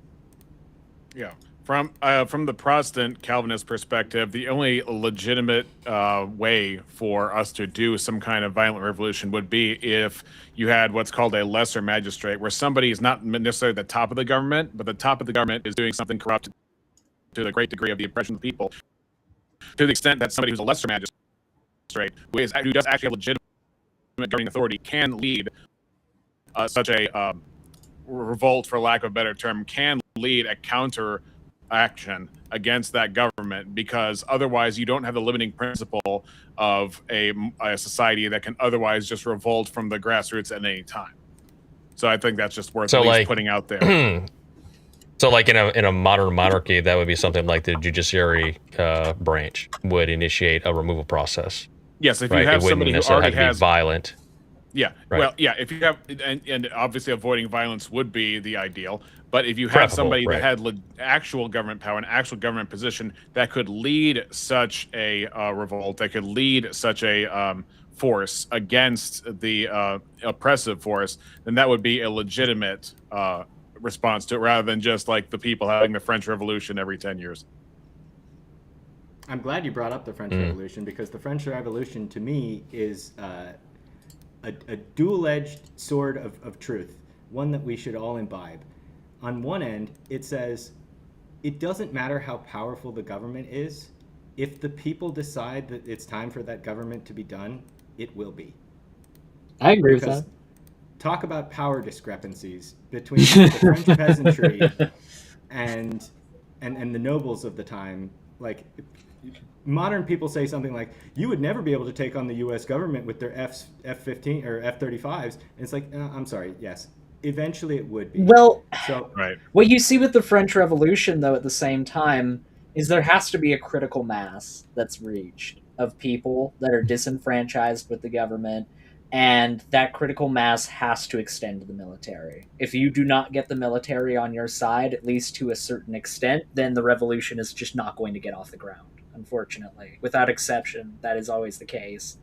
And moreover, part of that is getting a big enough critical mass means that you're going to get people who are indirectly affected via the military. So if the military is being asked to go off people, like their own citizens, that becomes very difficult to maintain, again, as we saw in the French Revolution.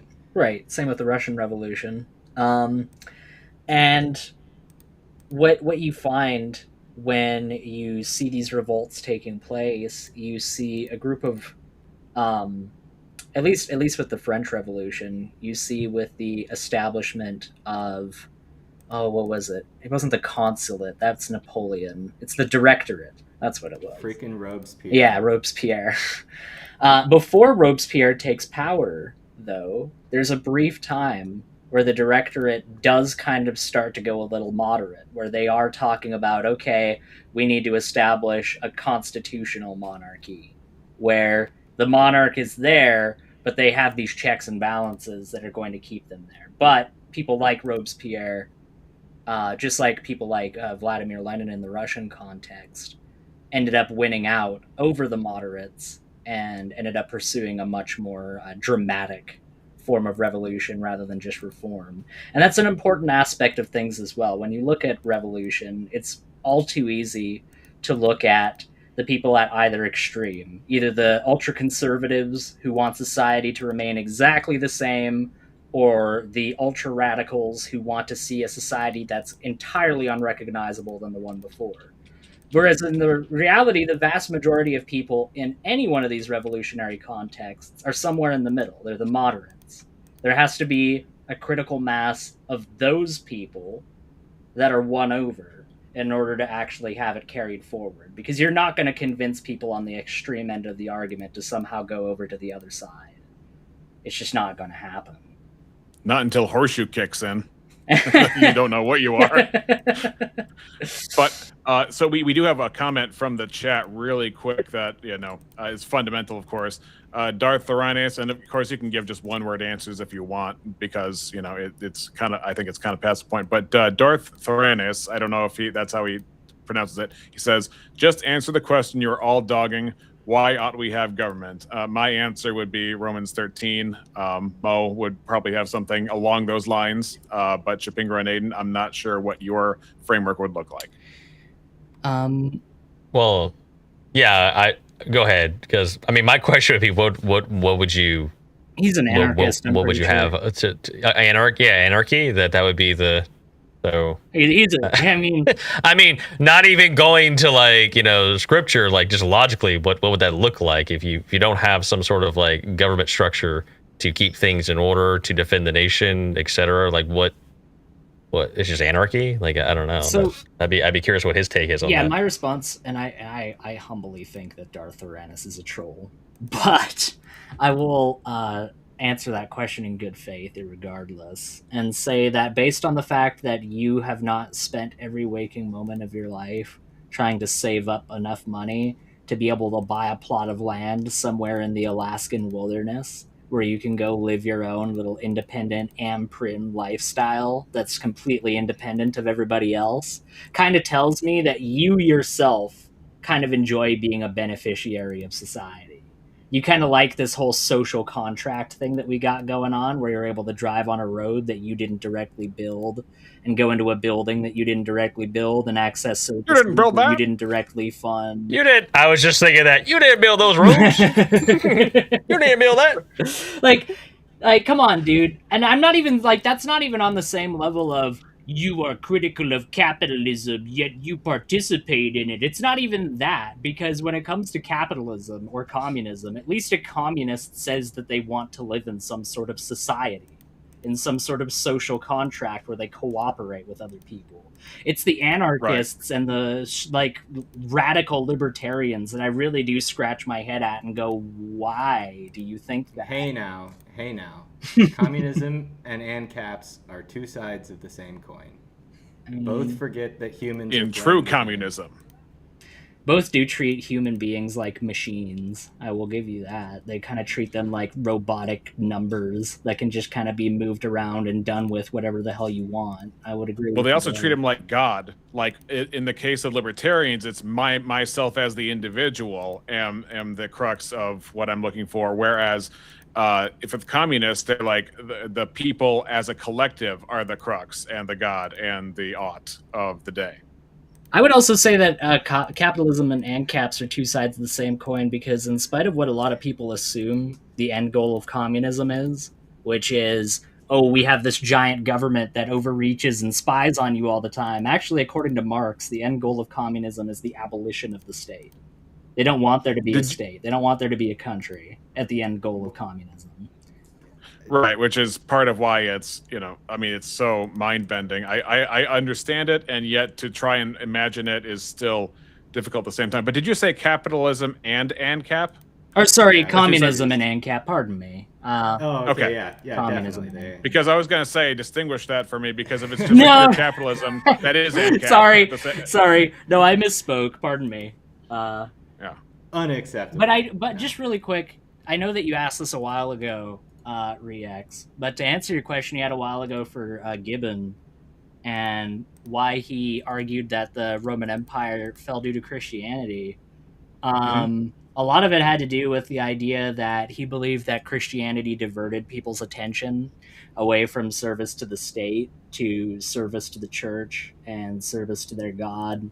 The idea that this world and the people inhabiting it and the things inhabiting it aren't really all that worthwhile compared to this new, cool, eternal world that's coming soon, That was also one of his arguments, was that people were distracted away from the actual earthly affairs in favor of religion. I would say that's a caricature of Christianity, right? Because one of the Christianity's pillars is duties, right? No, I'm just telling you what Gibbons thought. Right. Yeah. No, I get it. I'm just saying that would be my critique of what he's saying. Like, I don't think he had a correct understanding of Christianity. Correct.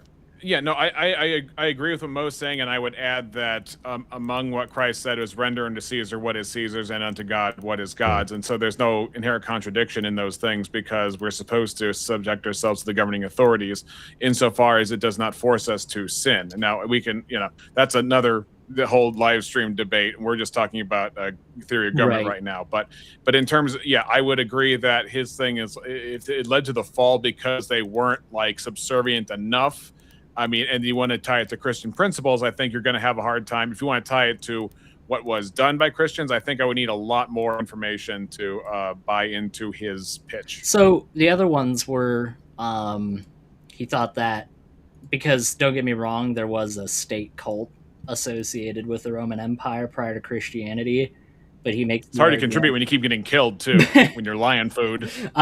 He makes the argument that after the Edict of Milan, and especially after the decree of Theodosius I, that makes Christianity the state religion of the Roman Empire, that there's a level of resources that are being diverted away from things like the defense of the empire toward propping up the church and expanding the church's influence by building new monasteries, building new churches.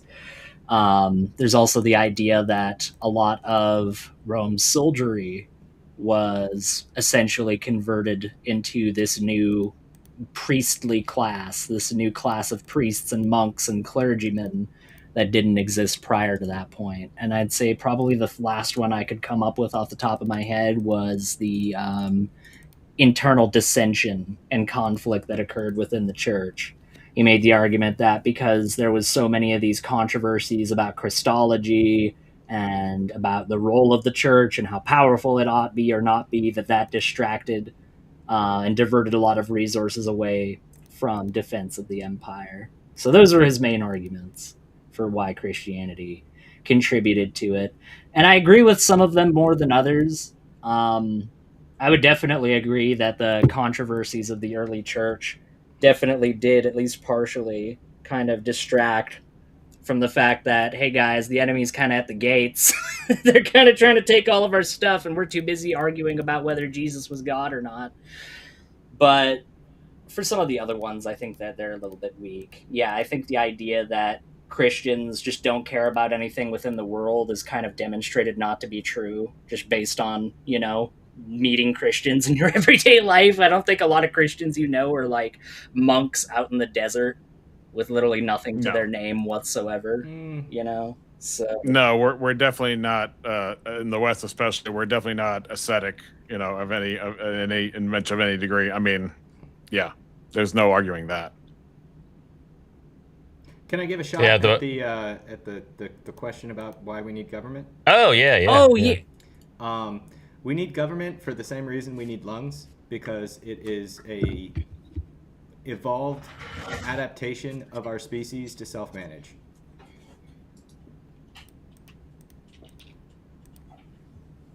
Evolved adaptation of our species to self-manage. Yep. So again, I'm going to Hobbes's, Locke's, Rousseau's Man in the State of Nature, and we're asking, what is man in the state of nature? And I think Hobbes went a little bit too far, although I think he's mostly correct in pointing out that if it's all just everybody for everybody, it's a free-for-all, we'll be constantly at war. Locke was a little bit more restrained on that, and he said, no, people make deals with each other. Like you don't have to force people to do business and make deals with each other. So it would still be pretty brutish and nasty, but it wouldn't be so bad because at least there would be some modicum of like socializing and self-engaging amongst the populace. And then we get to Rousseau. Chapingro, I'm sorry, I know you're cooking here. Can you state that one more time? I want to write it down because I'm trying to like conceptualize this sort of thing. It's evolved. Say it again. Oh, I don't know if I could exactly restate what I said, but it's an evolved system for self-regulation. System for self-regulation.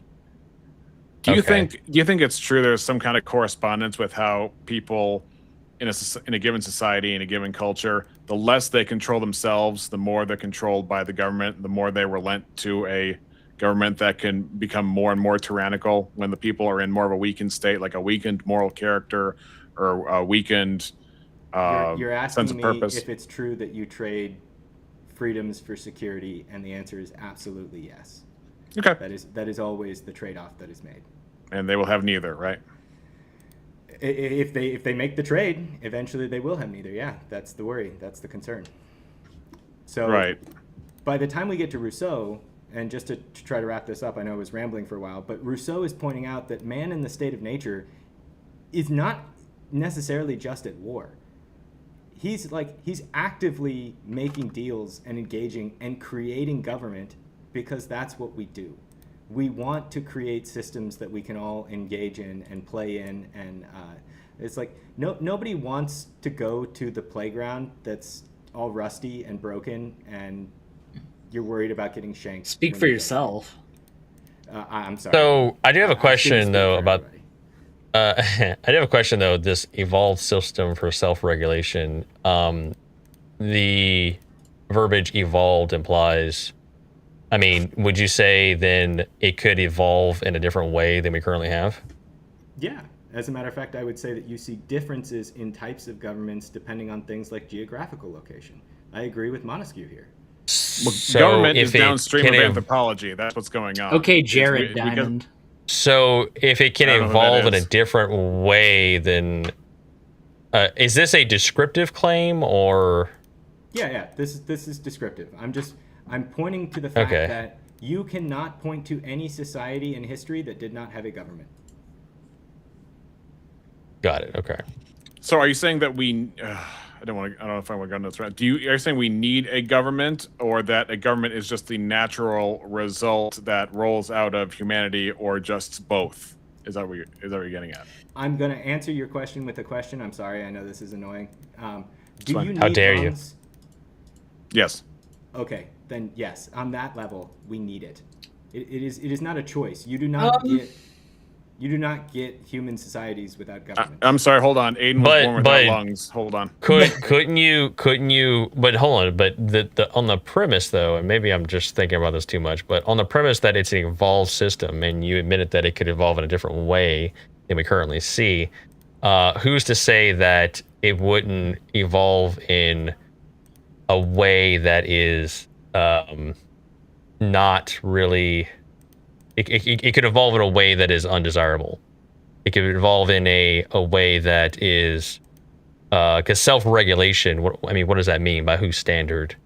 Right. It would be the people, the populace, who think that the self-regulation that they're implementing is correct. May I Right. answer? So, Or Chapingro, if you want to answer, go ahead. But wow, I was asking Chapingro. Oh, sorry. Everybody here is a smart cookie, so I'm down to hear from it. But if you wanted to hear specifically from me, could you? yeah. I'm sorry. Could you run that by me just one more time? Like it sounds Yeah. like Okay. you're So the asking, idea, couldn't this go the idea wrong? that, well, the idea that it's an evolved system for self-regulation, then you have to ask, okay, you already admitted that it could evolve in different ways. Then it also begs, kind of the begs question of what is self-regulation? That seems to be whatever the current populace decides is a proper regulation. I mean, that is true on some level. That will always be the case. Now, Right. It feels So- like what you're so then asking, if is you there have, something more like- meaningful there, is there a there? Is there a correct way, or is it just the whims? And that's where I go back to natural law, and I go back to Aquinas, and I say, yes, we are slowly but surely uncovering and discovering what the correct way is. And I would argue that, given the strength and might of the Western world, that the teachings of the Christian culture that we all live in, that we've all are a part of, that even Dawkins will admit he's a cultural Christian, that was the precursor to how we got here. We got here because we had good ideas, we worked on those good ideas, and slowly but surely. Right, it's but given I would capitalism argue to that- move forward. Dawkins I would was just argue a that Christian ethics don't evolve. I would say Christian Right. ethics absolutely evolve. I would have to agree with Aiden here, but I recognize that is a touchy subject. So. I mean, like the Christian, Yeah, like, because here's the example, right? Like Protestantism. under this idea, then I could even say like, okay, maybe to certain societies, that's true. Or I mean, you could look at societies like the Aztecs, right? They believed that their evolvement of self-regulation was splitting people's chest opens on top of a temple. So. And they had a government, right? right? And if 90% of the Aztec society thought that Huitzilopochtli was a bunch of bullcrap, then Huitzilopochtli wouldn't be worshipped anymore. This is Right. true. But moreover, But they had a then government, the right? Christians came. But the Christians came around and said, "Knock that shit off," and they put them to the sword. yeah, and because they enslaved them and put them in mines, and And so they removed one system of self-regulation with another system of self-regulation. So at every point along the line, we have governments here because this is an evolved. I kind of want to call it a trait, but it's not really a trait. It's an evolved methodology that every human society has. The fact that you can't. How is so? Wait, you seem to be under the. You said that Christians' ethics evolved. Can you give me an example of that? I'm saying our government. And maybe we're getting off topic. I'm just curious. We are getting off topic. I was gonna wait a couple That's fine. more sentences. That's fine. there. That's fine. All I we can would tie say on this that in. before it goes too far in the other direction is that there's literally not one single set of ideas in all of human history that does not change and evolve over time. There's not one. And go ahead. Really? Yeah. Okay. Given a sufficient I'd length ask of you how time. Christian ethics evolved, but He's giving us. once again, that's I another think- probably another discussion. I think we're a little wide of scope. I think Aiden and I had That's fine. a long public discussion about certain aspects of that. But yeah, all right. So I think we've kind of covered a lot of bases here tonight. I think this has been a really cool stream. But I think we all also have to catch some Z's. Would you guys like to go through closing statements and then wrap it up, or maybe hang out and see if we want to open up the panel or something like that? Yeah, I did first, so I'll let somebody else go first. Thank you very much, I will just say, for having me on Reexamination. This has been really cool. Absolutely. I knew it would be a good combo. It was a great conversation. And I don't know why I'm talking. Who wants to go next? Chapingro and Moe Rebuttal. You want to do a rock, paper, scissors for the second opening statement? Mo has seniority, so I'll let him go last. Senor Mo? No. Unless you want to go first, Mo. No, by all It's means. up to you. I don't have much of a closing statement, so by all means, it gives me more time to think, I guess. I don't either. I was just going to say we have seen lots of change in government systems since the Greeks and Thucydides all the way, through the European cycle and the Enlightenment. And what has been consistent through all of this is as we ping pong back and forth between ideas of what the proper government system is, slowly but surely we are making incremental steps toward arguably better systems in the way that Aiden laid out. There's less war, there's less bloodshed that would only occur because you dishonored my name and a man's name is his country. So I would argue that we have a great system. The biggest problem with our system is that people don't appreciate it enough to understand how it actually is intended to function. And if we did that, we would not be saying, oh, it's all a wash and we need to start over. We would be saying, oh, thank goodness we had the benefit of millennia of human progress to put us in this place. Yeah. So yeah, well, first off, Rex, thanks for putting this together. Everybody, Thank you so much. Chapingro, Aiden, appreciate the exchange and discussion. Really on the enjoyed other this. stream. So thanks for having me. Thank you so much for everybody for being Went here. over quite a bit of territory here. Once again, I'll Seems say, like the that stream. obviously politics really isn't my wheelhouse. I'm trying to get better at it, but I do appreciate the opportunity to discuss my ideas.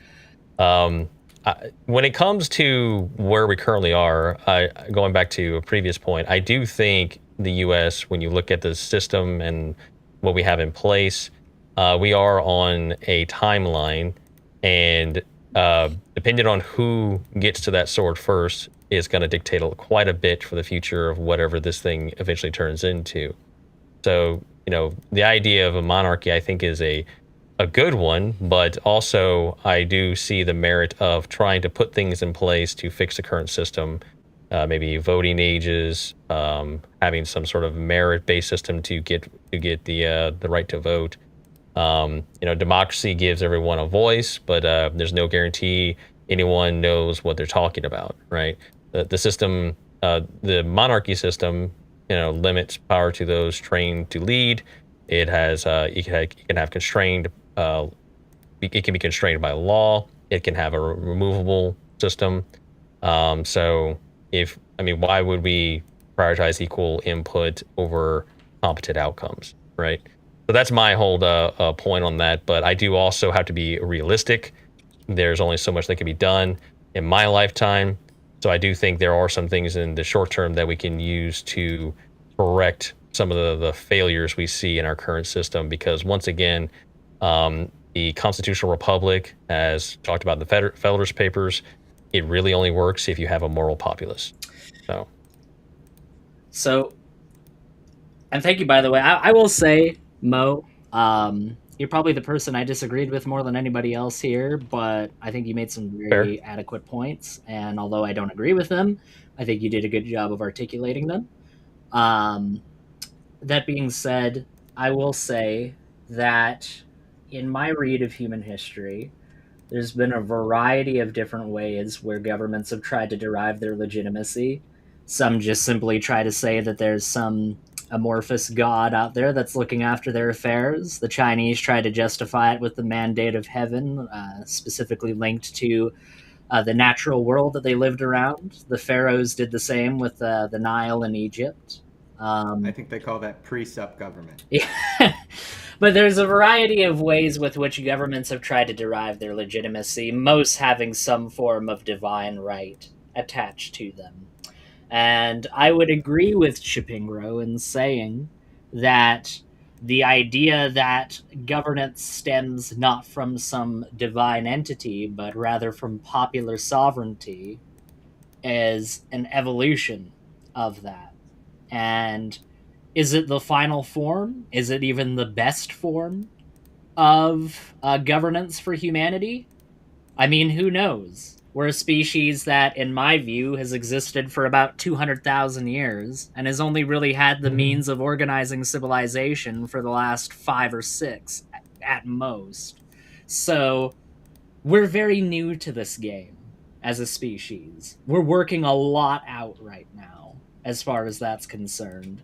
And while I think that there is certainly an argument to be made that this form of governance is the best one that we have arrived at so far, I don't know whether or not it's going to be the best one, period. And as a matter of fact, I would be a little bit saddened if this is the very pinnacle of what we can achieve as a species.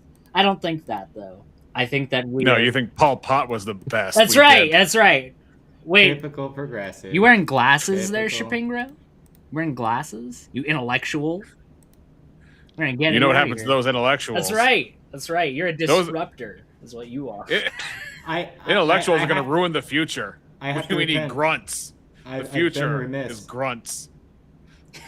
I did not say thank you, and thank you very much for bringing me on.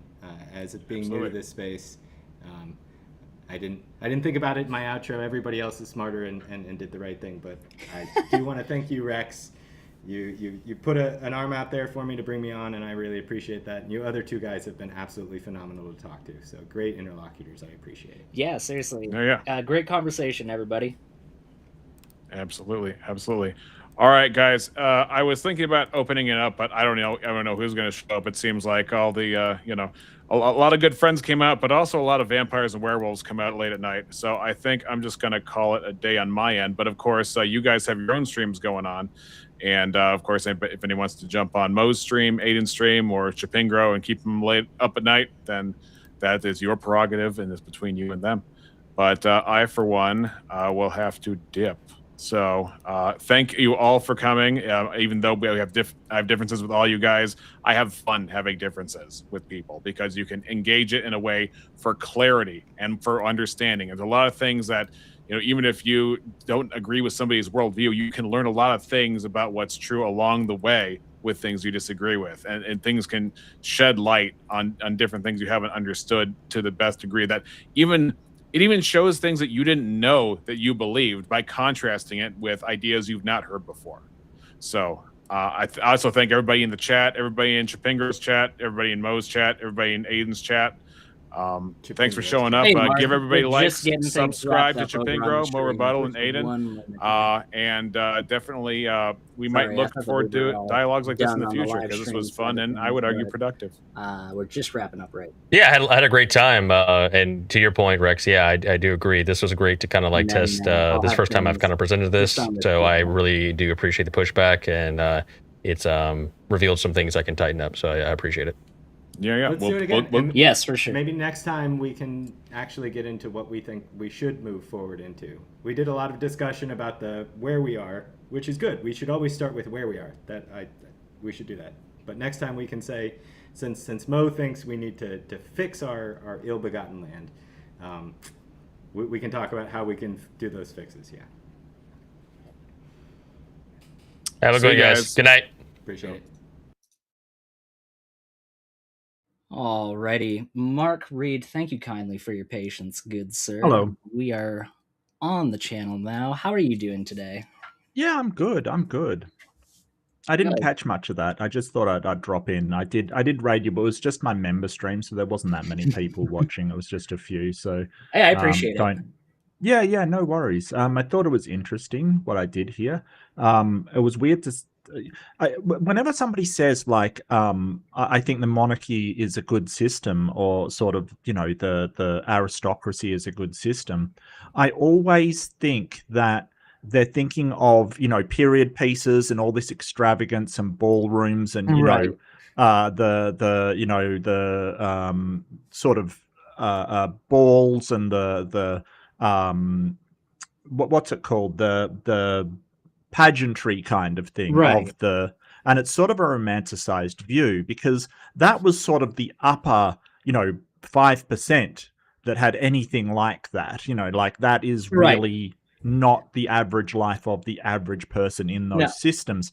And the peasants and bondspeople, they lived with almost nothing. In the feudal system, they had almost nothing, and they basically propped up the church and the aristocracy. So whenever somebody says that, I think, yeah, they're thinking they're going to be aristocracy and not proletariat, right? Right. So I think it was, I can't remember who it was, but they proposed the Veil of Ignorance. Was it someone, Bell, maybe? Or more? I can't remember who it was, but the Veil of Ignorance basically says that you should design a society in a way that no matter, like, as if you didn't know what part of the society you were going to be born into, right? Like, you don't know whether you're going to be born into the aristocracy or whether you're going to be born into slavery, if it includes that, right?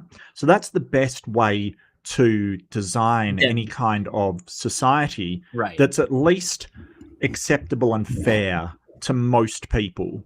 Everyone doesn't have to be equal, but at least, if you are struggling in the lower classes, that it's at least a decent living by all accounts. It's not incredibly unfair. Right. And I think part of what you're talking about as far as this skewing to the top 5 or even top 1% of these prospective societies largely comes from the fact that, especially in the ancient context, those were the only people who largely knew how to write and had the Right. materials to be able to have those things written down and preserved. So there's a very skewed perspective that you get when you look into these societies compared to a more contemporary examination where the average person does have the ability to be able to write down their thoughts and feelings about what's going on in the world around them. And I tried to bring that up with Moe during the conversation, because the example that he kept citing for a good monarchy was the Byzantine Empire. And the primary reason that he gave for that was because, well, it lasted for over 1,000 years. It was so long lasting. It was so enduring. And the argument I gave in return for that was, yeah, when you look at just the state, the country, yeah, that went on for a really long time. But what would it have been like to be not even just a peasant, but just basically anybody that's not in the aristocracy at that time? Right. And it would have Well, been horrible. they still had slavery. Right. And they still had civil wars that were happening all Yeah. the time. Like, I brought it up to him between the year 1000 and 1400. They had over 70 civil wars, which leads to, on average, about one every 14 years. So it's not even like you have to go Yeah. through one in your lifetime. You have to go through about 3 or 4 in the average lifetime of that day and age. That's not a life that I want to live, you know? Like, that's not a society that I would want to grow up in, let alone have and raise children inside of, you know? But Yeah. I think that perspective is kind of lost on a lot of monarchists, unfortunately. Right. And if you're talking about the Byzantine Empire and you're sort of saying, hey, it lasted for a long time, you've got to ask how it lasted for a long time. Because sort of the thing about the Byzantine Empire was that the patriarchs and the religious leaders were the leaders of the country. It was basically like a theocracy, right? So they were in charge of both the church and the state, kind of thing.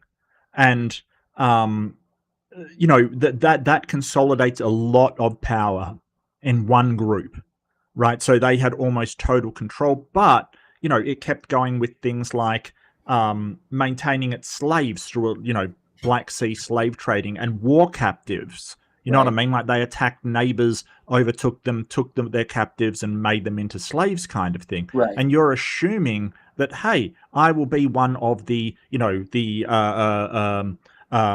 the purple-blooded leaders of it. Will Yeah. you? I'll be sitting in the top box watching the Right. chariot race, and it's like, are you sure you're not one of the people sweeping up after the horses in the Right. stable, kind of thing? But what if you're not that person? What if you are a slave captured in one of the countries around them, and then I don't know, made into a eunuch, right? How would you feel then? Would you think it's a fair system then? And I don't understand why they can't see the inherent flaws in assuming that you're going to be in charge. Right. And I was just a little confused as well, because on one hand, Moe is saying that, oh, it's a bad idea to have universal suffrage. This group, that group of people shouldn't vote. There should be barriers to entry when it comes to voting and participation in society on that level. And it's like, okay, well, when you look at the example that you gave, the Byzantine, because one of the specific examples he gave was, oh, I don't want these OnlyFans girls being able to vote, was one of the examples that he gave. And it's like, okay, well, the Really? Why Byzantine not? Empire, I know. I didn't, it was very tempting to kind of go into that, but I knew it was going to completely derail the entire conversation. But if you look at the Byzantine Empire, the example that he lauds so much, who is one of the most famous, if not the most famous emperors of that entire nation? It's Justinian. And he was a peasant farmer who was elevated to the rank of emperor because of his father working his way up the ranks in the military, to the point where he was appointed to the palace guard, and Anastasius appointed him to be his successor, and then he basically immediately appointed Justinian. So you not only have him, but then his wife Theodora, who was an actress, and as we know, actresses frequently had to engage in other businesses, such as prostitution, in order to the oldest business. Yes, the world's oldest profession. And if it weren't for her safeguarding Justinian's administration while he was sick with the bubonic plague, or the plague of Justinian, as it was called at that point, the entire empire would have collapsed around them, and it would have been awful. So, like, this idea that, well, we shouldn't have these people be able to participate because they're an OnlyFans girl. Well, the OnlyFans girl of her day and age helped keep the empire that you are saying was so great afloat. So I just, the broader historical, it's so easy to cherry pick aspects of history in order to try and suit your narrative, but it's much more difficult to do that when you take a step back and look at the entirety of what's being discussed. Well, the way that I see it, like that OnlyFans girl, she still has a stake in the policies and the government of the system, right? That's going to affect her as well as you, as well as the person down the street. And I don't see why we would demand sort of taxation without some form of representation to be allowed to input what you want, because you're going to be affected by this. It doesn't matter whether you are a a OnlyFans creator or a businessman. You're still going to be affected. So I don't get the idea of these people can't vote, because why? Like I don't get it. It's so weird for them to say that, because who are you to say that your life's going to be more affected than them? Well, that was kind of the thing that he was saying was, why should it be that this OnlyFans girl gets to cancel out the vote of a 40-year-old father who's taking care of his children? It's like, it doesn't cancel it out. That doesn't cancel Why? it out whatsoever. It doesn't invalid, just because she voted an opposite way to that Yeah, man does not mean that that man's vote is therefore useless. Like, I just right. don't get that way of thinking. But And also, why can't you say that the 40-year-old man cancels out her vote? right, right. I But you need to understand, at least from what I got the impression of, it seems that he genuinely thinks that the 40-year-old man is just more worthwhile as a person than I've this met other some person. 40-year-old men whose ideas I are incredibly flawed and garbage. Yep. Like Yep. just garbage. Oh yeah. I mean, I understand, like, for children who, their ideas haven't formed, fair enough. That's why we have minimum age on voting. And I could maybe understand about, somebody who is clinically insane or something. I could possibly understand that. But, Right. this idea that, hey, that I don't like that person's ideas, or I don't like their lifestyle, or I don't like something that's going on, so they shouldn't be allowed to vote. Someone could easily say the same about you. Absolutely. I might Absolutely. not like his lifestyle. I might not like his ideas. I might think that he is a, foolish person who is not smart enough to vote when I am this, that, and I may think that, but I still think they're entitled to a vote. I mean, the thing that you're describing, though, is a similar reason for why so many teetotalers that I know in my life also do that very drug that they say other people shouldn't be allowed to do. Because there's this bias that exists within so many people that says, well, I have the proper understanding of that. Therefore, I shouldn't be discriminated against when I Right. participate in it. The other people, the unwashed masses, they need to have curtailments put on them Right. because I don't know what they're thinking. I'm not inside of Mhm. their minds. And therefore, there's just this inferiority that almost seems to be I, taking I, I place in their think that minds. I think the problem isn't that um, everybody is given. I don't think universal suffrage is the problem. I think the problem is that people are being convinced to vote against their best interests. I Agreed. think that is the problem. And of course, I've said it once before. I've said it tons of times before. I'll say it again. The influence of capitalism on the political system. I think before anything happens, that has to be removed somehow. And I couldn't tell you how you would do that. All I can do is point at certain states here and there that have banned any kind of political donations. But Right. I think those are the two major problems that is affecting us. Number one, that corporations are allowed to essentially what amounts to bribery. Right. Just give money in order for a politician to do what they want. And number two is that they spend money on deceptive advertising, convincing people that what that politician will do, and he doesn't do, it's Right. just a scam, basically. And I'm Right. not pointing at sides here. I think both sides engage in it, and it's absolutely terrible. Yeah, I think that while there isn't necessarily a magic bullet that gets rid of what you're talking about, I think that there are certainly steps that can be taken. Sure. Like a repealment Sure. of Citizens United, for example, would be a very good Yeah, first step absolutely. Yeah. toward that. Getting lobbying out of politics is a very, very good step toward trying to remove as much of a. I don't think you'll ever be able to entirely remove capitalistic influence in a capitalistic society, but I certainly think that it has an undue amount of influence that is unjustifiable in the current system. Right. What I would say in regards to, I think, well, Go just sort of saying it, I think that it gives sort of, when you talk about universal suffrage and sort of what it's designed to do is give each individual a vote. So each individual is a stakeholder. But I think that corporations, which, like you say, Citizens United is a shocker, like making them into people. They're not people, and corporations should not have a vote on how society is formed, because they're not actually a stakeholder, right? Like, the corporation isn't a person to have a stake in the government.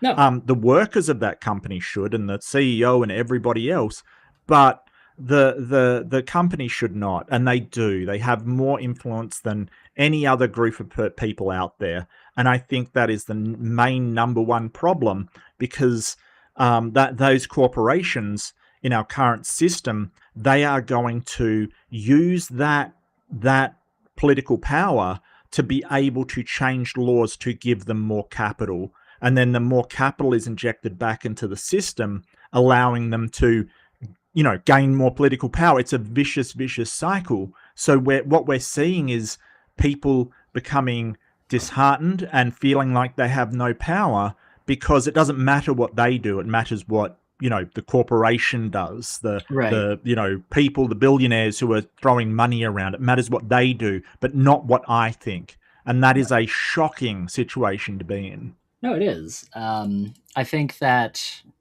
who said it? I think it was Ambrose Bierce.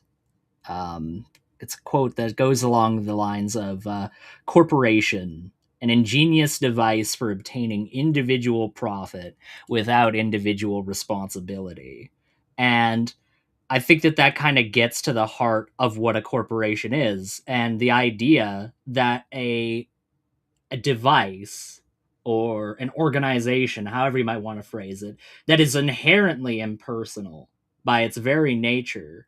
The idea that we're going to act like that is somehow an individual entity is just insanity to me. It's such an antithetical notion to the very heart of what a corporation is supposed to be, because it's literally them trying to have their cake and eat it too.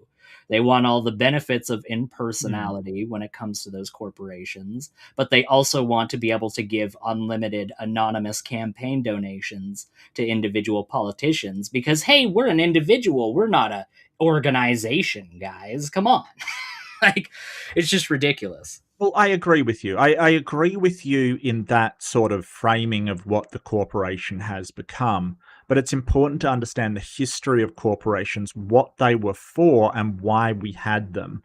Because they've grown into this, the genie's out of the bottle and they're just acquiring power and stuff. And sort of, it's a problem, but that's not why they originally existed. It wasn't just to make individuals money. That was more sort of a side effect. What they were originally there for, and incorporation was used for, was to basically engage in projects that a single person could not normally afford to do, right? So you had like the early railway corporation. It would be a bunch of people getting together and pooling their resources so that this massive railway project could be undertaken. And it basically was there to provide a project for people. And, as a side thing, they made money out of it to incentivize people to put money in.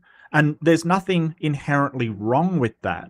But that's sort of grown from the principle of a corporation providing a useful goods or services to the people of the country into making money is its primary reason for existence. Right. And it doesn't really matter what it is that they're doing, but rather how much they're making. Well, and I solely think this is to benefit shareholders. Correct, yes. And they have, and we've sort of created this system that they have a fiduciary responsibility to their shareholders. So it's not a question of morality anymore when you look at corporate behavior. It is a question of finance, of profit, whether it's profitable or not. So if the penalty for doing something is less than the profit you make out of it, Right. the system it does oblige the CEO, the executive of that company, to do whatever they can to maximize profits. Right. And it really, you really got to have a board on side in order to challenge that, to say, hey, we can't do this because it will, lead to people being hurt or problems being happening, like people will stop buying our product if we do this, therefore profits lack. But that's the question, not whether it hurts people, but whether profits will be hurt. So every time I laugh when it's like, oh, well, we care about the people. No, you don't. Of course not. No, they don't. Yeah. And this is one of the things that I just find so baffling is that I find so many people on the right wing, they'll post these images of like, oh, I don't know, let's say Bethesda, for example, the Bethesda North America account and the Bethesda Europe account during Pride Month will have the Pride flag on their logo. Whereas if you look at the Middle East account or the Chinese account, they don't. And they try to use that as like, wow, isn't this a great example of how stupid woke is? And it's like, no, that's a great example of how uncaring and unfeeling corporations are. That's what that is. And the fact that these people that simultaneously support those corporations and think that those corporations ought be expanded or deregulated, or that they should be allowed to pursue other industries in a monopolistic fashion, that they simultaneously look at that behavior and somehow blame the quote-unquote woke movement rather than the corporation itself. Like, it's just blatantly propaganda as far as I'm concerned, as far as they've been directed. Well, you can't blame the corporation. You can't blame the corporation isn't a thing. It's not it's not an entity. It's not something. It's not an agent, right? Like, so it has no. You can't attribute blame to it. It's not to blame for what's happened. And there is corporations that do incredibly useful things. It's just that the problem is the system that's been created. Like, the corporations, they just cannot put the good of the people over their financial profit. They've been set up in a system that's been designed in such a way that providing return for their investors is way more important than anything else, including the welfare of employees, including the welfare of society in general, any of that. You can for the planet. For the planet, right. So that is how the system's been set up. That is how the corporate sort of rules and regulations has been set up. So you can't blame a corporation for it. Like, you can sort of blame the CEO for taking that action, but even then, I would actually proffer that CEO may not have as much leeway as you think he does in making that decision. Because if he doesn't do, this thing which might cause climate change or whatever, and makes less profit, the board will get rid of him. Right. Like, the board will remove him for not maximizing profit. So even CEOs have less influence over it. It is that we've set this system up, and corporations are a symptom. They're not a cause of the problem. I would agree with that. I think that the biggest criticism that needs to be levied of our current system, that I do hear on occasion, but quite frankly need to hear more frequently, is that it's just unsustainable in the long run. There's no possible way that on a finite planet with finite resources associated with it, that we're going to endlessly grow every single possible sector of our economy with no consequence whatsoever. It's not going to happen. We're eventually going to be forced as a species to come up with a different model of sustaining ourselves, because the stocks that our planet has available to us is going to diminish over time.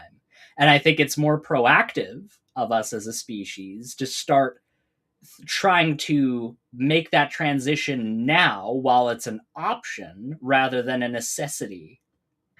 Yeah, but that's a different thing, Aidan. What you're talking about is consumerism, not capitalism in general, right? So I mean, it's a what fundamental you're- component of capitalism, though.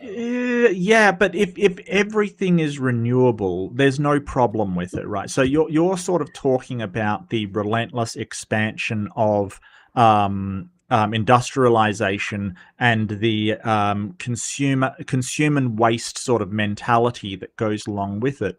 And don't get me wrong, I think you're absolutely right that is sort of baked into our current version of capitalism, right? It's sort of this consumerism is baked in, but I don't think there's any reason why it necessarily has to be that way. Like if you can replace everything, and I'm really, doing a hypothesis, 1,000 years in the future, if you can replace everything with sort of recapture consumable, renewable kind of energy, renewable products, and basically recapture everything as well as supplementing it with off-world mining, for instance, and things like that. Right. I don't see why it necessarily has to be this will, it's unsustainable kind of thing.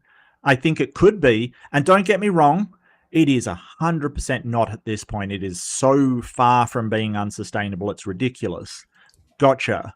Do you mean But sustainable or? yeah, so far from being sustainable, it's ridiculous. The sort of tip of that sort of being 100% sustainable, it's like Mount Everest, like it's impossibly high goal to reach. But that's not to say that we won't have the technology to do that at some point in the far-flung future. Oh, I would hope so. Well, the trick is to make it to that far-flung future, right? Like we've got to actually get there.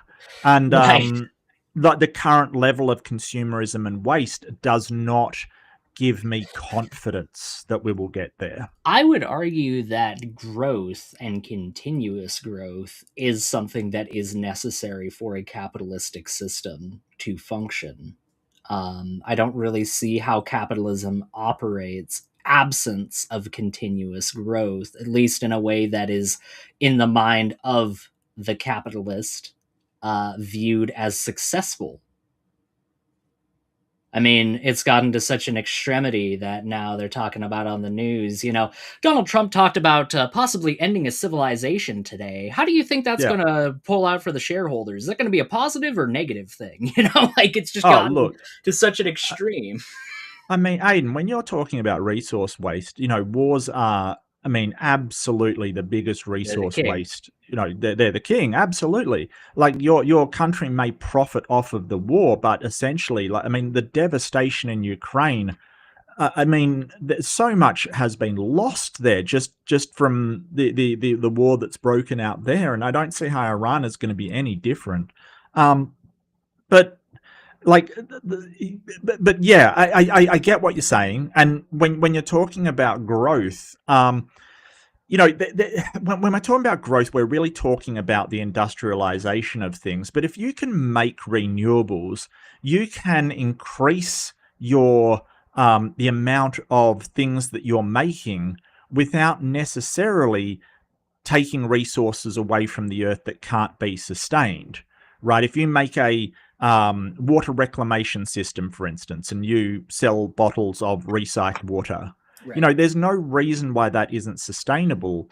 And you can, using things like electrolysis on salt water, you can increase kind of thing. The question is, where's that energy coming from? And there is an upper limit of energy, but that is so high because the sun basically is there, and that's powered. Don't forget, the sun has powered bioorganics that have absolutely covered the planet, right? Like there is, look at the Amazon. It is a complete biological domination. There is a ton of energy there that we just don't use. And the reason isn't because we can't capture it. The reason is because we can't store it. That's the problem. But I don't see why we can't do that. And so that growth can be in a way where we're producing tons of waste that just gets dumped, or that can be in a way where we are producing waste that can be recycled into more things, into usable things. So, I try to make my footprint as small as possible. Right. right? Like when I go to the shops and people have, I mean, some people have laughed at me, some have asked where I've got them, but even for getting my vegetables and fruits, I will have reusable bags, right? It's not much, it's something, But it makes a right? I difference. can't, maybe almost nothing, but you know, it just, I try to minimize that footprint as much Oh as yeah. possible, get as much stuff into recycling as possible. You know, it's something, and people will say, oh, it'll make no difference. Yeah, probably not. But if everybody did it, maybe it would. Oh, I hear So you. how, yeah. So, you know, that's what I do. I try. But you know, I think that if you're talking about having a sustainable industry, it's so far in the future, but we don't have to transition instantly. It's just disheartening that we're not even beginning to. Yeah. And then, you know, Iran breaks out and suddenly everybody wishes they had an electric car. And I can't say I blame them. I mean, it's ridiculous. You know, I think that if we started to really prioritize electric vehicles a while ago, this wouldn't be as bad. But our government didn't. I know your government didn't. Yeah. Nobody has. It's. I think Europe is the one that really prioritized it, and they're hit, but not as hard as everywhere else. I mean, Australia, for the fuel prices are crazy here. I will say, for my country's credit, Canada has recently started importing Chinese EVs into the Yeah. market, even though America has been going, no, you're not allowed to do that. And the reason why they claim that they don't want us to do that due to safety concerns. But in reality, when you actually look Yeah, I at the don't think that's specs, true. when you look at the specs for Chinese EVs, they're just far and away superior to their American counterparts, and for a lower price. So they're not allowing them because they know that they're going to outcompete all of the American contemporaries. And I just find that to be Right. so funny. The idea that America, when you ask why so many of these industries exist the way that they do, like the for-profit prison industry, for example, they'll say that, well, you know, free market. It's the free market. The free market will decide whether or not we're going to have for-profit prisons. Okay, why don't you let the free market decide whether the Chinese EV or Tesla's EV is going to be better? It's just this very selective logic and reasoning for, well, when we say free market, we mean the American free market. Correct. It's Yes. just having their cake and eating it too kind of mentality. I do have to get to bed, but I will make one more point in regards to the whole voting thing, just to kind of close off this stream on a topical thing. I would just say that my main argument, just even divorcing it of morality, for allowing universal suffrage would be the fact that universal suffrage, among other things, allow a person to be able to achieve their, or at least give a closer impression of allowing a person to achieve their full potential in life, as compared to if they are blocked on an institutional level from pursuing participation within a political system. I think it's one amongst many, many, many, many, many different things, but it's a form of enfranchisement, and any form of enfranchisement, in my opinion, brings somebody closer to being capable of achieving their full potential. And anybody at their full potential is going to be more beneficial, not just to themselves, but society in general, compared to somebody who is stunted in their growth due to some external factor that they couldn't control. I will go so far, and it would have been funny to have me on this panel, because I will go so far as I don't think universal suffrage should be an option. I'm actually in favor of compulsory voting. I think it should be a civic responsibility, like in Australia. Oh, you guys have to vote. It's mandatory in Australia. It's mandatory. Well, yes and no. It gets a bit complicated, because you can rock up, have your name signed off the electoral roll, and then just you know, toss it in the, well, not in the bin, but you can just not write anything on it, or cross it, or scrub it all out. Or once I wrote a short essay on the stupidity of both major parties on the back of mine, and submitted it just as a protest kind of thing for the two idiots that I thought were trying out for government. But you know, it's so you just have to show up. you don't have to vote. You can. It's called a donkey vote, right? Mostly because if you don't vote, you're a donkey. But you know, you don't have to actually contribute to the vote. It's just taken out if you do that. But you do have to show up. So what that does is that making it compulsory has this amazing effect where the political parties will try to make it as easy as possible to vote, right? Because if they make it difficult, oh boy, is someone going to cop it in the next election? Because making it difficult, like for something you have to do, is a death sentence. Because nobody wants this to be, like, everyone's, you know, it's on a Saturday or whatever. You'd rather be down the beach or whatever, and somebody's like going, "Oh, well, you've got to fill out all these forms and do all this stuff and do it," you know, and it's like, "Oh no, fuck that." You know, I'm voting for the other guy who says you can just tick your name off a ballot and go in. And number two, it's got an independent electoral commission. They're independent from the government. They oversee it, have done so since the formation of the country, you know, so it basically makes it so there's no voter suppression, because whichever party tries to voter suppress, oh boy, are they going to get nuked into oblivion. You know, like, they will not be popular because you have to go vote. Right. And it has this amazing thing of having really good systems to allow people to do that. Like, there's polling places everywhere, like frigging everywhere. You know, like every single primary school is open, every single, you know, they're basically, it's on your street corner.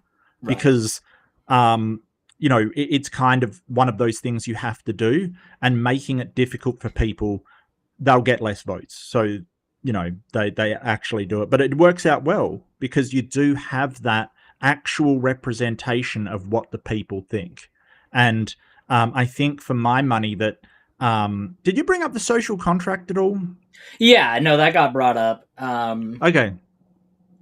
I think that got brought up when I think Bubblegum was in the side chat talking about Bubblegum. What's the? I know.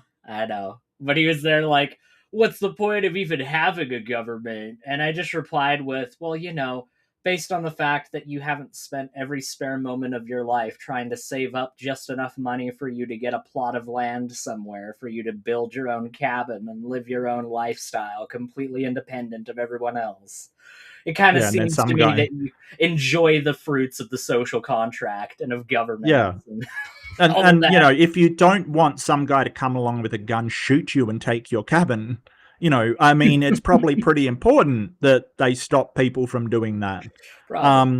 It's wild because I know I've spoken to him and he sort of said, well, I'm not a citizen and I'm not part of a society. And it's like, oh, wow. Like, Bubblegum Gun is so ignorant of what a society actually is that he's on the internet, right? He's on the internet saying he's not part of the society. I know, the self-refutation is part of why I find him to be a little entertaining. In a macabre way, I do find him to be a little entertaining. But a person has no right to have so few brain cells as that person. Like, that guy is just, you know, he doesn't understand that it is like, you know, somebody had to lay the fiber optics and there's a corporation that runs it, and that corporation has shareholders, and those people you pay for your internet connection.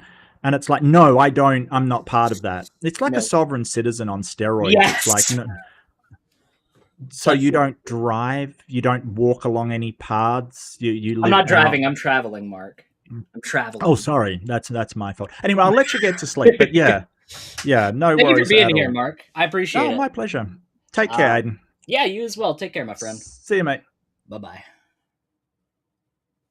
Alrighty, with that being said, thank you very much to... Oh, hold on.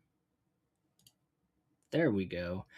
Thank you so much to each and every single person that has shown up for this live stream. You are much appreciated. If you haven't already, please drop a like onto the stream. It would be much appreciated. Please subscribe if you haven't. Shout out to Mark Reed for hosting a little raid over on my channel. That was super cool of him. Yeah, Mark's a good guy. I've always been on really friendly terms with Mark. Like, he's always been a very approachable guy. which can't be said for everybody, unfortunately, especially in the debate community. You get the sense from a couple people that it's like, I don't have time to talk to you, you know? But Mark, he's always been a pretty good guy. Anyways, with that being said, have a good one, everybody, and take care.